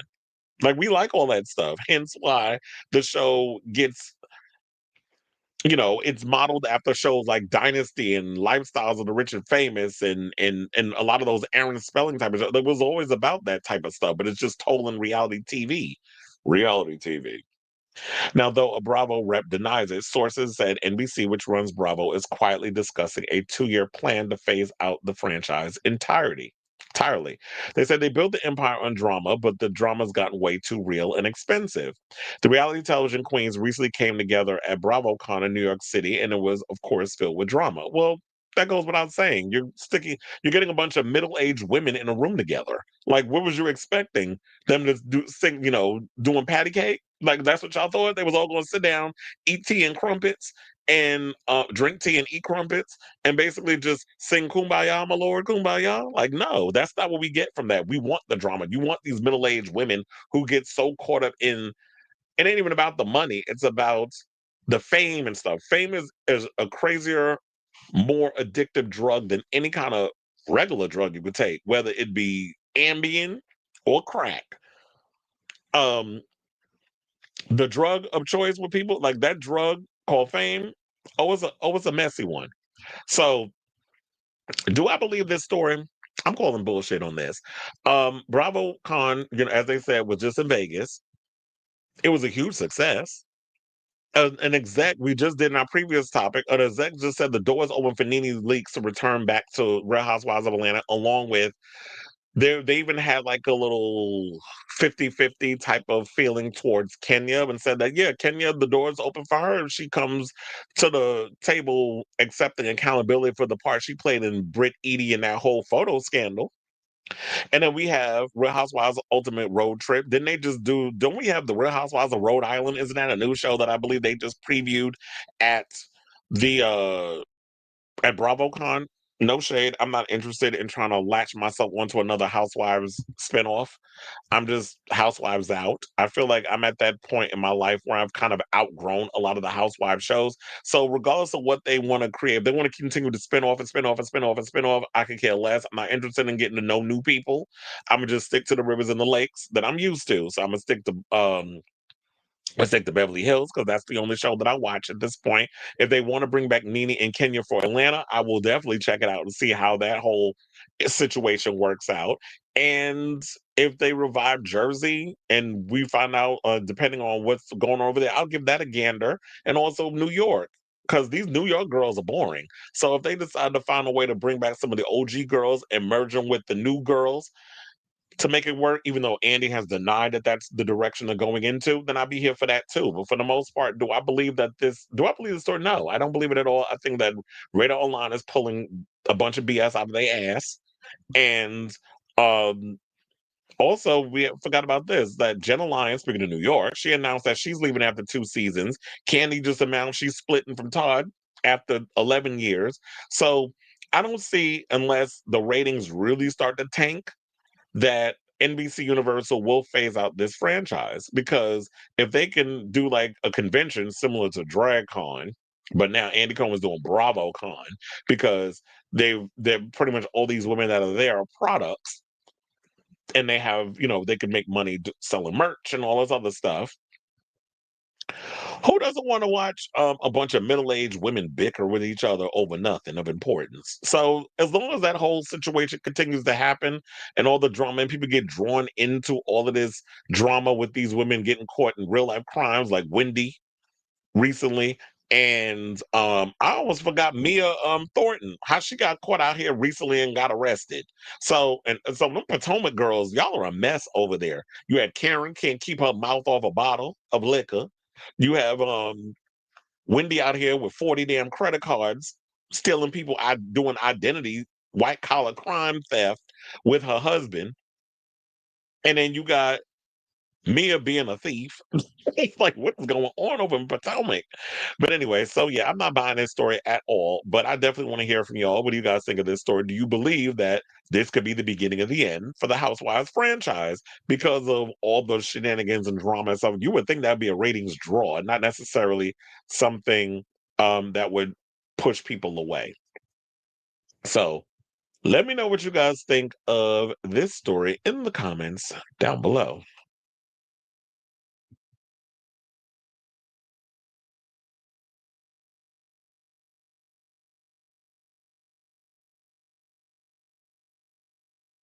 Right.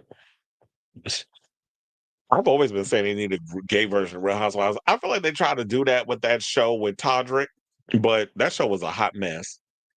You can find some gays that you could put together collectively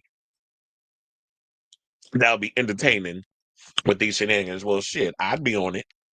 I wouldn't mind if they did, and I would definitely guest star in that. I would definitely give y'all entertainment. I wouldn't be starting the entertainment, but this mouth, I definitely would be giving y'all something to. So I'll come up in there with my pieces on, strutting in the room and meaning business. But anyway, so we definitely need a gay version. But then you have homosexuals that like to, the gatekeepers like Andy Cohen and that other queen. What's her name? Carlos King. You got them that be wanting to, oh, men aren't entertaining. Men are not good to straight men are not entertaining. And let me tell you something, that's not necessarily true because when I watch the Housewives of New Jersey, the men over there are just as entertaining as the women. And that's because Jersey men are very dramatic. I work with a lot of them at the garden. So yeah, Jersey men are very dramatic. So um that they managed to make it work with the men over there on that show. And trust and believe, gay men are thoroughly entertaining. And you see there's a lot of shows like, well, I don't even want to mention new show The Circle because he brings out the same season every like 5 years. And then you have what was it? There's other YouTube, like there's YouTube reality shows. Karan was doing them where they have like their own gay version of the Housewives. And so they was doing that, but we definitely need one with a big budget over there on like a network. And I do think that women would watch a bunch of gay men being messy. But then you, of course, you'll get those uppity gay. You're setting us back 50 years. Please. Your whole existence sets us back 50 years. Yes. Hail to Dominique Devereaux. He said with camera filming them. People are literally obsessed with the Housewives franchise. The story sounds kind of. That's why I said I'm not buying it. But I was like, because it goes with the Housewives, will entertain the shenanigans and the tomfoolery. Oh yeah, they love liquor over there. That's how you get them loosened up. Well, some of y'all might be new in the channel, but I did an episode of the Housewives of New Jersey when they did the circus episode, Sending the Clowns, when Tinsley was the ringleader. They were in my section, and one of the producers came out to me and was like, "Do you want to bring drinks down to women?" So yeah, they definitely liquor them up because that's how you loosen them up to be able to film the way they need to film. And so I knew if I said no, then I wasn't going to be on the show. So I was like, let me bring down the wine to the women, pass them down. Tiffany's mother was nice though, because she and I had a brief. If y'all watch the episode, you literally see me in the scene, and I'm having a brief conversation with Tinsley's mother, and so they all passing it down, the drinks, whatever. They're trying to get them all loosened up. It was wine that they were drinking, and that's how they do the show, where they want them to loosen up so they can have fun and give them some footage to work with. There was a whole scene they cut out between uh who was it? It was Tinsley and it was Sonia. They were so drunk out of their damn mind. Like Tinsley couldn't even keep her eyes open. They had to cut that whole damn scene. Because I was literally on the side holding up the wire. I was like, let me help out production. So I was literally holding up the wire on the side while they were filming that scene. And you literally see Tinsley there, eyelashes thick as hell. Couldn't keep her eyes open. Another. Yeah, I'm giving y'all behind the scenes tea of what happened on that show. And they cut that whole scene because it was like when I was looking, I was like, they're not going to be able to do anything with this footage. And that was correct. I was correct. They're not going to be able to do it because they were just saying a bunch of nothing. And Tinsley couldn't even keep her eyes open. So, I've never watched any of the Housewives shows. Where is Cleveland? Mm-mm. Cleveland is on vacation in Puerto Rico. That's where he is. They said Black Sabbath and Ozzy Osbourne rules. Yes, they do. I was just talking about Ozzy Osbourne the other day while I was at work because a coworker and I were having a conversation working a concert I will never work again in the history of me breathing on this earth. Um, it was horrible. But what was I going to say? Oh, so he and I were having a brief conversation because we were talking about Ozzy Osbourne and I was talking about Ozfest and a whole bunch of other stuff. Hatch Ground Fog too. What does that mean? He said, I like Utah, Beverly Hills, and Potomac. Yeah, I don't watch the only one I watch is Beverly Hills. Hi, I'm Ruby. I'm new here and I need your followers. I'm a gamer, just want to stream my games. Well, the only way you can get followers is you have to continue to do videos and build up your following that way. And if you're trying to stream, you gotta do that on Twitch. Not you saying no one cares. He said, I can see it could be true. Mia who? Mia Thornton. Miss Big Back. That was wait, what's she no, she's not on Potomac anymore, right? Because at one point there was some other rumor was she was supposed to go to Atlanta. Then they have the real men of Hollywood. You talking about that show with the short queen? What's his name? Kevin Hart. A lot of us are grown, so if the show doesn't grow with us, then it will phase out like the Kardashians. Exactly, because it's like I never got into the Kardashians. I was one of the very few that never kept up with the Kardashians. I just never cared. I just didn't think they were entertaining. They just annoyed me. That stupid vocal fry was annoying. So I never really got into the Kardashians. I even tried to I was like, what's everybody get? Why is everybody so fascinated with this show? And I tried watching one episode. It just felt so fake. I was like, I don't care. The only time I tolerated the Kardashians, well, at least one of them, was when Chloe used to come on Drag Race. That's before they could afford actual celebrities. So, Echo, I agree. Not just said, can you imagine? Can you imagine you versus Vanjie? Well, Vanjie likes me apparently because she follows me on TikTok. So shout out to Vanjie. You said Bravo should have Bravo Island match make show. First of all, they were supposed to have a matchmaker show. I don't know what happened with that, or did it ever air? I think Countess Luann and two other girls were supposed to be on there, and they were supposed to be doing like a dating show or something or another. I don't know. I never kept up with it, but they were supposed to have done a show or whatever. But that would have been interesting if you have like a show where it's like a dating show where you have people stranded on the island. I mean, quiet as it's kept, I would like to see a homosexual version of that, and then I could host it. Why y'all surprised? And that he lost money. The man is a walking con artist. He has never been good at making deals. He's always been a failure at business. And people are just now finding. I just don't understand how, after 2 terms, people are just coming to this conclusion. I was telling y'all that he was a failure at business before when he was in New York real estate. Like we all knew this. They did have a Real Housewives of Hollywood. House Husbands of Hollywood. Um, we were talking about you're talking about that show with the same show I was mentioning before with Kevin Hart. That was on BET. Look, I was sitting there. Don't they wait? Hollywood Squares isn't that on TV? Didn't they revive that? I know I'm not bugging. Like there is a Hollywood Squares that they revived, and it's on CBS or something or another. So I don't remember. I mean, I believe that they do have a Hollywood Squares.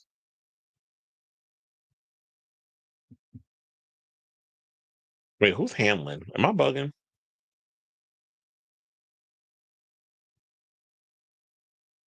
Anyway, okay, y'all. So now let's get back into the show and say, oh, wait, hold on. Let me take out the comments because that's usually what I do. Okay, so let's get them more gossip.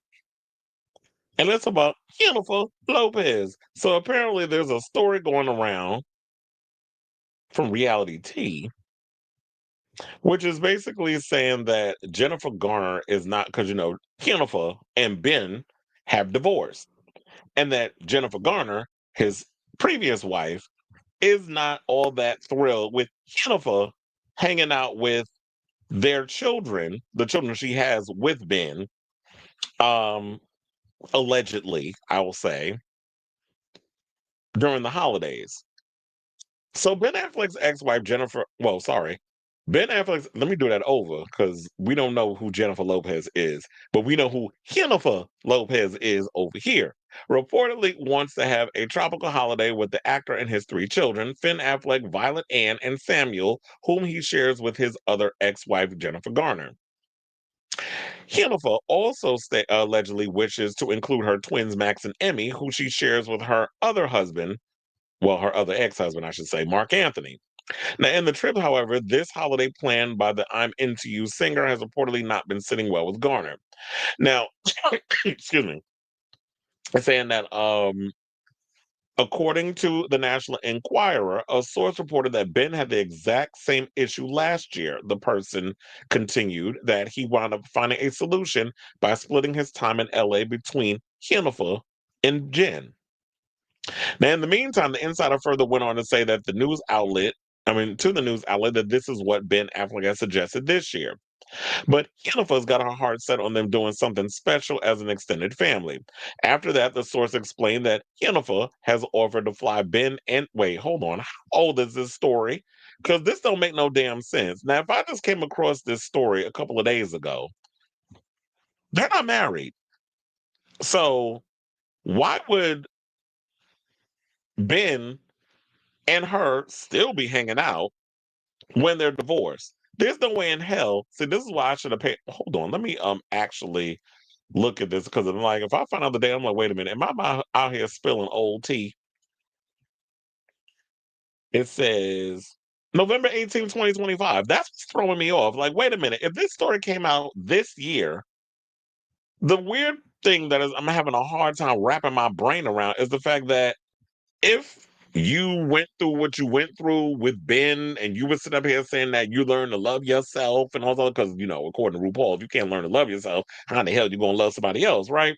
Can I get a shaman, shaman, an amen, or whatever the hell you want to call it? But anyway, so me, I'm like, okay, so I understand that y'all kind of have like the blended family because your kids grew fond of Ben's kids when y'all were married, and you don't want to break that up. You still want them to kind of have that rapport with each other. Y'all going to have to figure out how to make that work, because there's no way in hell that I'm going to be like, okay, so the kids can go and spend time with the ex when y'all are broken up and you moved on. So why would she even be considering still wanting to hang out with Ben and do things with him unless Ben's still giving drive-bys? Like, y'all realize that we're not good with the marriage, but we're good with we're still cordial.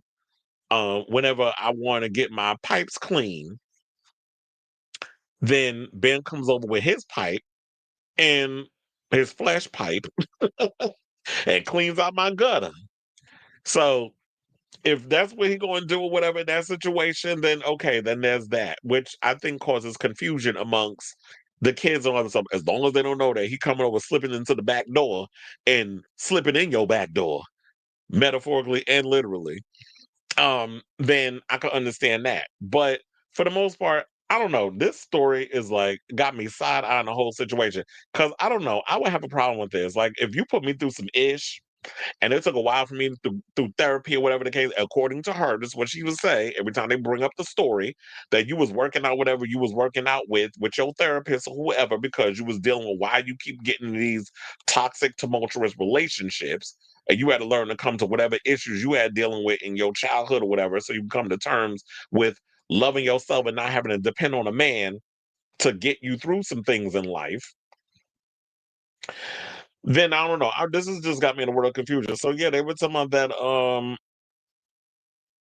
Jen and Ben's three kids have been longing for the company of Jennifer's children. The kids are all for J.Lo's plan. They love hanging out with their old step siblings, and Jen's now got a tough choice to make. On one hand, she'd welcome the chance to enjoy romantic time with John, that'd be Jennifer Garner's man that she's with, but giving Jennifer, her blessing to take the kids away isn't sitting comfortably with her. She's telling Ben he needs to find another solution. Well, that would go to say, if we believe this, that maybe Jen Garner is not that fond of Jennifer. And my thing is this, me as the bigger person, if the kids want to kind of hang out and do something together, like go to the movies, whatever the case is, it's like, okay, they can find a time to powwow amongst each other, and we just have the nanny facilitate, like be the mediator and kind of go and oversee what's going on. And the bodyguards, whatever the case is, because you can't leave these kids running around here by themselves. The way these people be out here trying to hold celebrity kids for ransom. So yeah, the security, everybody is gonna be like the kids get to go out and do whatever, but of course there'll be eyes watching to make sure that they're protected. But I don't know, with holidays and that is kind of a touchy subject. That's a bit of a slippery slope. I don't know if I'd be comfortable with that. So um I'm kind of with Jen on that one. Now, like I said, there could be exceptions where if y'all want to go to the movies, y'all want to go to arcade, y'all want to do little things together, or kind of go to like a mutual situation where y'all all can hang out as friends or whatever, because your parents are once upon a time married, then that's cute. But that's why I always say in this situation, it it's a slippery slope, because it's like when you get into a relationship with somebody and y'all have blended families, how do you divorce the kids from each other after the parents are divorced? So I'm genuinely curious to hear what you guys have to say on this story. So yeah, how do you feel about this whole situation? Do you agree with Jen Gardner, where it's just like, I don't know if I would want holidays like the ex-wife of my ex-husband to be wanting to do quality time stuff with my children that I have with my ex-husband. I don't know how I feel that way. If you believe this story, I don't know. I'm kind of on a bubble in regards to whether or not I believe this story, but it's a thing that we could just sit and entertain and talk about. So I definitely want to hear from y'all. So drop your thoughts on this story in the comments down below.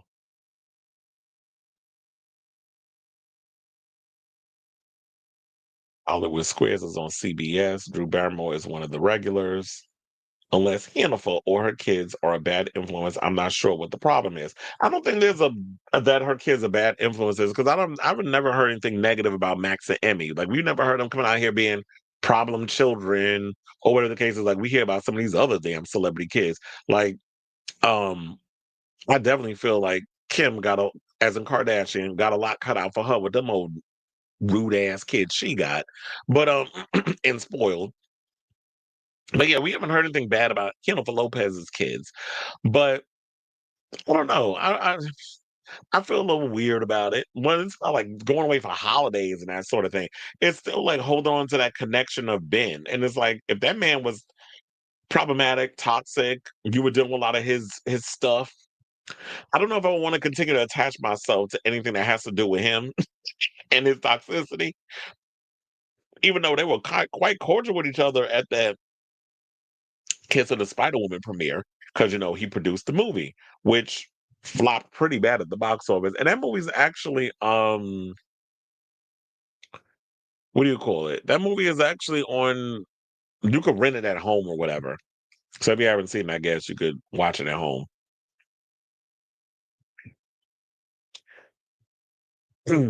All right. So damn, I was going through all of this and I forgot to do my little situation. So we got two more topics left until we wrap up today's show. So before we get to our final two topics, if you could please do me a solid if you have not already, hit that like button. If you're new to the channel, hit that subscribe button. Also be sure to smash the notification bell so that way you know when we go live with the brand new episode of Chris Avalon Unfiltered. Please and thank you. Now without further ado, let's get into some homosexual news. And let's talk about this homosexual actor, Kevin Spacey. So, according to reports, the other day we talked about there was a story that came out that Kevin Spacey's homeless. They made it seem like that, yeah, he literally had nowhere to go, that he's been like living out here like a nomad or whatever the case is. And to an extent, that could be true because as an actor, actors by nature live as nomads. Yeah, you can have somewhere that you lay roots down, but for the most part, if you're making a lot of movies and you're traveling the world, you're living all over the place from, Airbnbs, hotels, whatever the case is, until you're finished shooting how many ever movies that you're shooting within that year. And you can shoot a lot of movies within a year. It doesn't take a lot to be on a set, depending on but then again, it depends on the size of the film. So Kevin Spacey is actually setting the record straight and says that, yeah, y'all got it a bit misconstrued. I'm not homeless in the sense of like, yeah, I'm like on the streets literally panhandling for coins. But I guess if you're talking about in that sense, I didn't think it was in that sense. He doing too much. But then again, as I said, he's a homosexual. And the homosexuals have a flair for the dramatic. So stories about the House of Cards star being they put stories about the House of Cards star being began.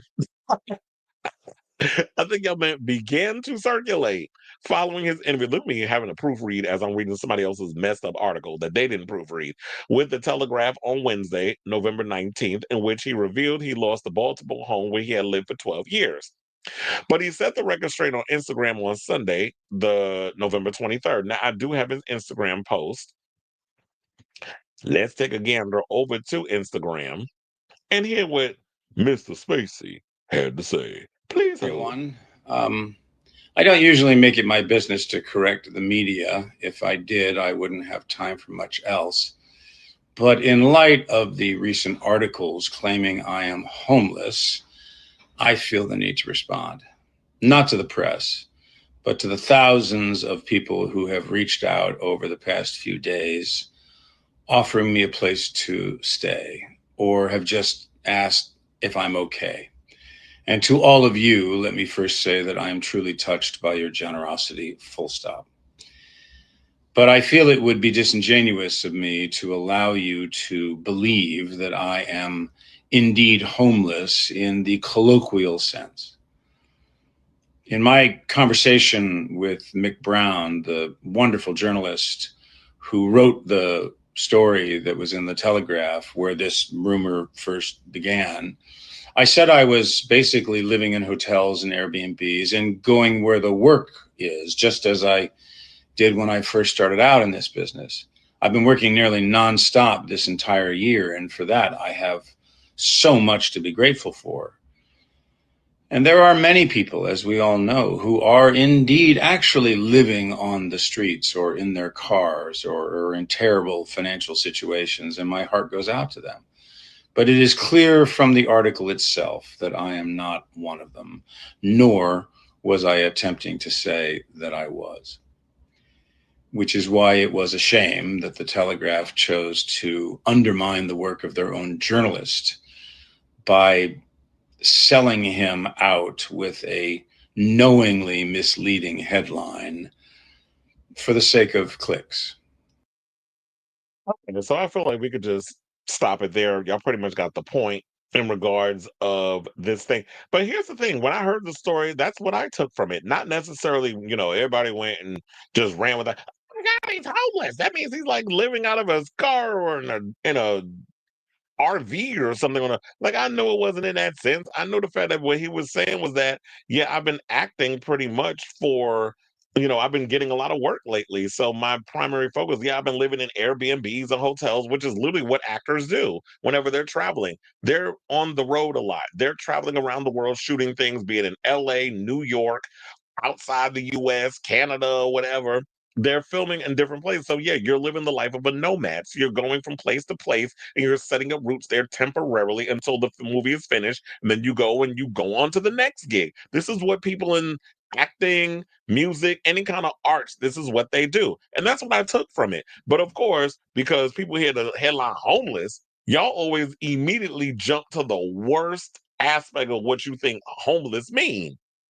And so yeah, then so it could be I think it's the overreaction of the fans that jumped in the comments and was, with that. And sometimes you gotta what I've learned dealing with people in this, and me especially working in customer service and guest service and all other things, you literally have to talk to people like they're literally 5 years old. You do. Because not everybody has the vernacular or the intelligence that they could actually break things down into a place. Like if you read a headline or you read an article, it's like, oh, I get what they meant by that. Not everybody can see things in that way. So yeah, sometimes you're gonna break things down for people who might be a little slow getting to the situation. And so that could also be the fault of the article, the people that wrote the article. What was it, the Telegraph that he said? Um, because they do that. A lot of times people don't read articles. They look at headlines, they do the short to the point clicks, and that people run with it. A lot of people don't want to take the time to sit and actually read a full article or do things. Some people just go by the headline and just go with it. You know how many times I've done show like segments on this show that I've cut up on and posted on my social medias, and people didn't even listen to a word I said, but they will comment based off the headline, and I will goop and gag them because I can tell they didn't watch the video. Because I know how I do on this channel. I'm multi-layered with a lot of the stuff that I come up, because what you're not going to do is try to catch me out here in these streets saying some one-sided shit. So I already know, like, I got to come with all the little the points and the receipts and everything, and break it on down so that way I hit all those points, and then it is what it is. So I just feel like at this point, this is a bunch of nothing. I mean, I'm glad you clarified what you were, what was said and everything. But I just feel like it was just people overreacting, and it could be also the fault of the article people, because they know like rage bait, sensationalism, clicks, likes, all that other stuff gets people the attention that they need to gravitate towards the article. Because journalism, yeah, they're these old school journalists. They're trying to battle a lot of podcasters and people who come in and say certain things. So they're trying to get in where they fit in. And yeah, a lot of it is they sensationalizing it. So I say all this to say, what do you guys think of this story? The fact that Kevin Spacey had to clarify the rumors that he is literally homeless. Like I said before, I knew he wasn't meaning he was homeless, like he was flat broke and didn't have no money or whatever the case was. But it was just that he's been living the life of a nomad because he's a working actor. As most actors, this is what they do when they're performers. They travel. They're always living from place to place temporarily until they decide to take a break and they want to sit down roots into wherever they live. So, but I do wonder also if there was even any mention of the fact that, okay, so now you're saying you're not homeless in the sense of what the layman terms of like what homeless is. So do you still have that house in Baltimore, or did you decide because, all the legal situations that was going on because of those accusations that you actually have that you decide to downsize and get like a smaller place, whatever the case was? So I'm definitely curious to hear about that, if you elaborated on that. But which, based off of this article, I don't think that he did mention any of that. All it does, the rest of the article from Pink News just mentions the fact that he was accused of committing sexual offenses against four men between 2004 and 2013 at, while he was artistic director at London's Old Vic Theatre. And in 2023, he was cleared of all 9 charges, which he denied, including SA and causing a person to engage in penetrative sexual activity without consent.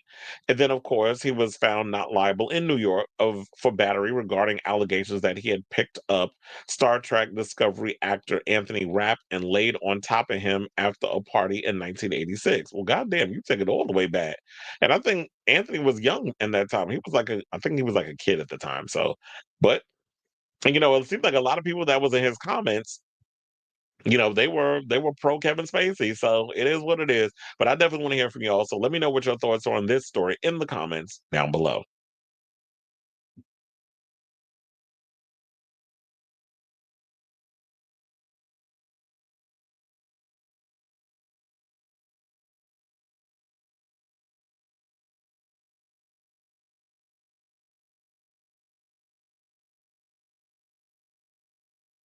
Harry said he will always have a home in an autistic man is finally set free from ICE after 48 days. Was that the one that they jumped on with that was autistic? And you could definitely see in the video that he had some type of isms or whatever. It said after 48 days, I have so much thoughts. I could just imagine the trauma and therapy he's a part. Not only him, but so many others that they've scooped up without due process, and all the other like the lineage of lawsuits that's going to be plaguing ICE. Well, first of all, if the next president doesn't abolish ICE, then you're trash, because ICE should have been abolished a long time ago. The Democrats just didn't want to do it. The Democrats had every opportunity to abolish ICE. They ain't do it. Now look at where we are. Now he looked terrible. I saw that he was reunited with his mom. She said, glad you are not homeless.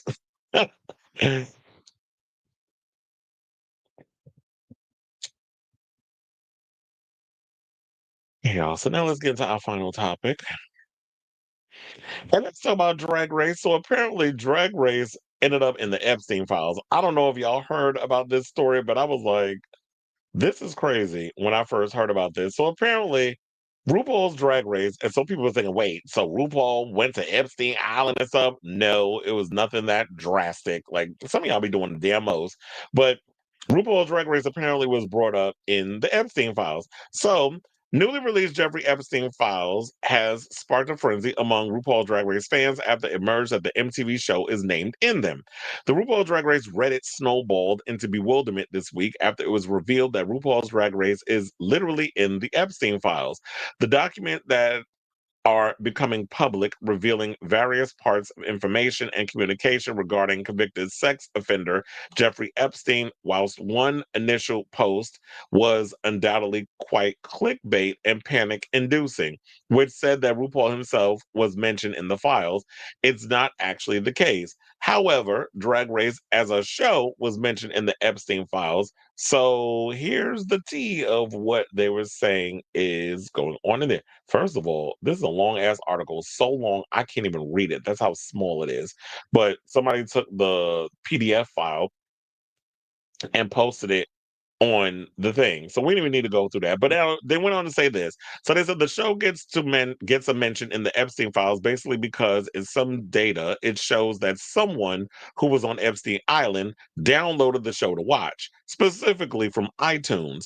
Now it's similar to the time when everyone freaked out that Kate Blanchett was in the Epstein files, but it turned out as someone already put it was mentioned that they watched a film starring Kate Blanchett. I wonder if it was the movie where she played the lesbian composer. I wonder if it was that, since y'all over there downloading Drag Race. And everybody was like, whoa, she's in the Epstein files. Now, when someone on Reddit looked into the data more specifically, it showed the fact that the show was downloaded from iTunes, and more specifically, that somebody was watching All Stars 4. Quite an iconic season, to be fair, with, excuse me, with a lot of drama.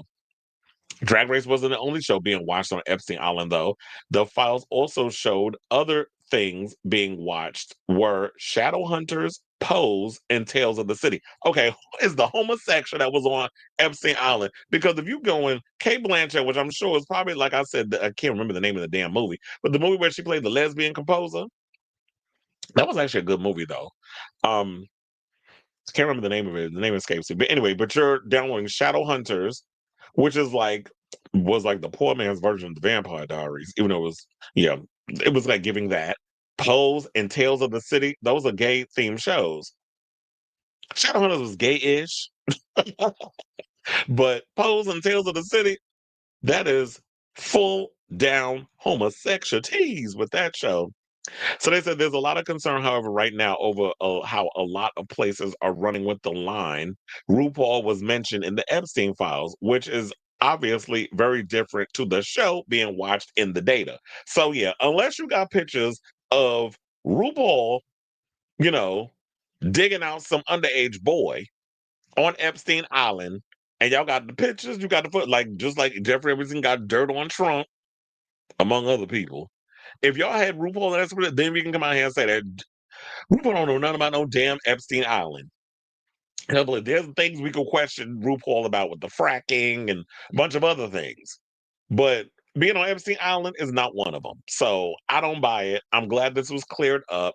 That literally what had happened was somebody on the island was watching RuPaul's Drag Race, and why not? The show is entertaining, especially All Stars 4. That was a good damn season. I mean, I can't say the same thing about a lot of the seasons now. Sidebar, I'm still waiting to find out when we're going to get RuPaul's Drag Race Meet the Queens for season 18, because it's about that time. Like, if y'all allegedly planning on dropping the new season, well, the whole red carpet situation on December 9th, which is my grandfather's birthday, actually, may he rest in peace. If you're going to bring that up around December 9th, then we need the announcement either this week or maybe they're going to save it for next week, because if you announce it by like next Monday or Tuesday, then you can have the new season where they're going to do the whole red carpet situation. So we have that. And then also there's something with Drag Race and their 7 seasons. Why is it always that the 7 seasons are bad? RuPaul's Drag Race regular season 7 was terrible. The one that Violet Chachki won. And they had all the good people on there. Trixie was on there. Katya was on there. Who else? Um, is there something on my face? Pearl, Miss Fame, Ginger Minge. They had a good gobble of cast members on it. That season was just trash though. And now we got Drag Race UK season 7. That channel, they need to burn that damn season at the stake. It's god awful. I hate this season. I stopped watching it. But I will say the one season that I'm loving so far, and I know this might be weird for me to say for y'all. I know we're going on a whole Drag Race tangent with this, but I'm actually liking Canada's Drag Race. Now, y'all know how I be feeling about the Canadian queens, but this season, that first episode with Paula Abdul, let me tell you, I had a good time with that episode, and I'm hoping that we get more of that with this upcoming season. So I'm pretty much excited for Canada's Drag Race, and I haven't really been feeling it, but this season, I'm actually liking the first episode so far. So, with all that being said, I definitely want to hear from y'all. What do you guys think of this story regarding this whole thing? I don't know if y'all even heard about it, whatever the case was, but yeah, Canada, I mean not Canada, RuPaul's Drag Race was mentioned in the Epstein files, among other things. So let me know what you guys think of this story in the comments down below.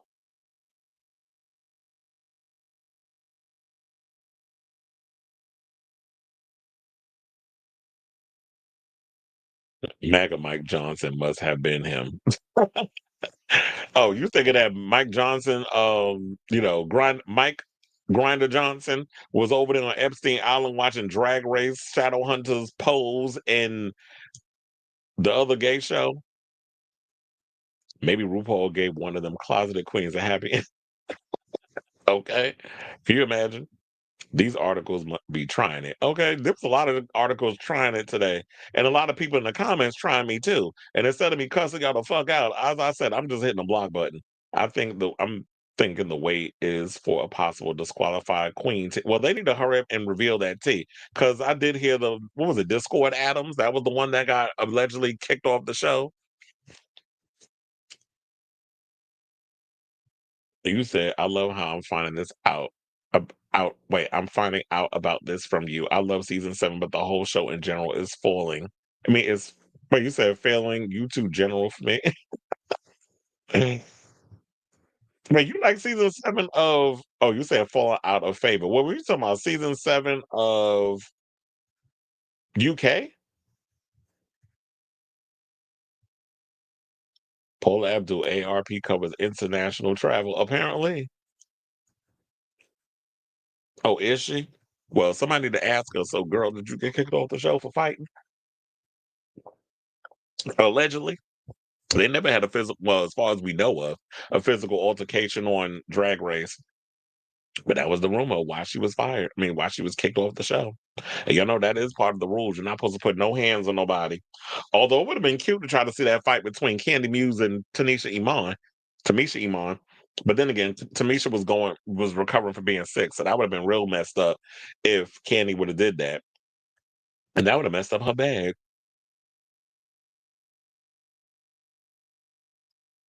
But yeah, Paula Abdul was on the recent episode, and I actually like what she brought. Like, she was giving the girls really good advice. She even got on the stage at one point, was trying to show them how to like stand on the stage to make yourself look taller. And then stand. And it was funny she was doing that because it just showed like how tiny she was standing next to the other queens. That was a hilarious part. But but yeah, but that's why I wondered. You saying you like season 7 of which season, the US or the UK? Oh, that's what it was. It was racist stuff. Well, hopefully the tea gets spilled because I need somebody to leak that information. Or who knows? Maybe when Roscoe's comes back, we'll get Naisha Lopez to spill it because she be knowing this stuff. Even though everybody get mad when she be telling us the tea. But anyway, all right, y'all. So, wait, hold on. Where am I? That wasn't what I wanted to do. I want to take the comments thingy out because we're at the end of the show. I want to thank you all for tuning in to the latest episode of Chris Avalon Unfiltered. I want to thank you all and all that good stuff. Thank you all for tuning in. The regulars, the newbies, and the haters. Who I had to block quite a few of y'all up in the comments because y'all was trying my damn patience. But luckily, I have a thick skin and I ain't got time for the foolishness. And y'all will, the more you keep on, we send them on to the block party. But I understand how that is. The more your show, the bigger your show becomes, the more people will try to jump in the comments with the bullshit. So I'm already prepared for that. And I knew that was going to happen the bigger this channel gets. So thank you all for those of you who actually love and appreciate the mess that goes on in this show. I'll be back on tomorrow with a brand new episode of the show. If you have not already, please hit that like button, that subscribe button. Also be sure to smash the notification bell so that way you know when we go live with a brand new episode of Chris Avalon Unfiltered. I love you all for your continued support and all that good stuff. And until next time, ciao, darlings.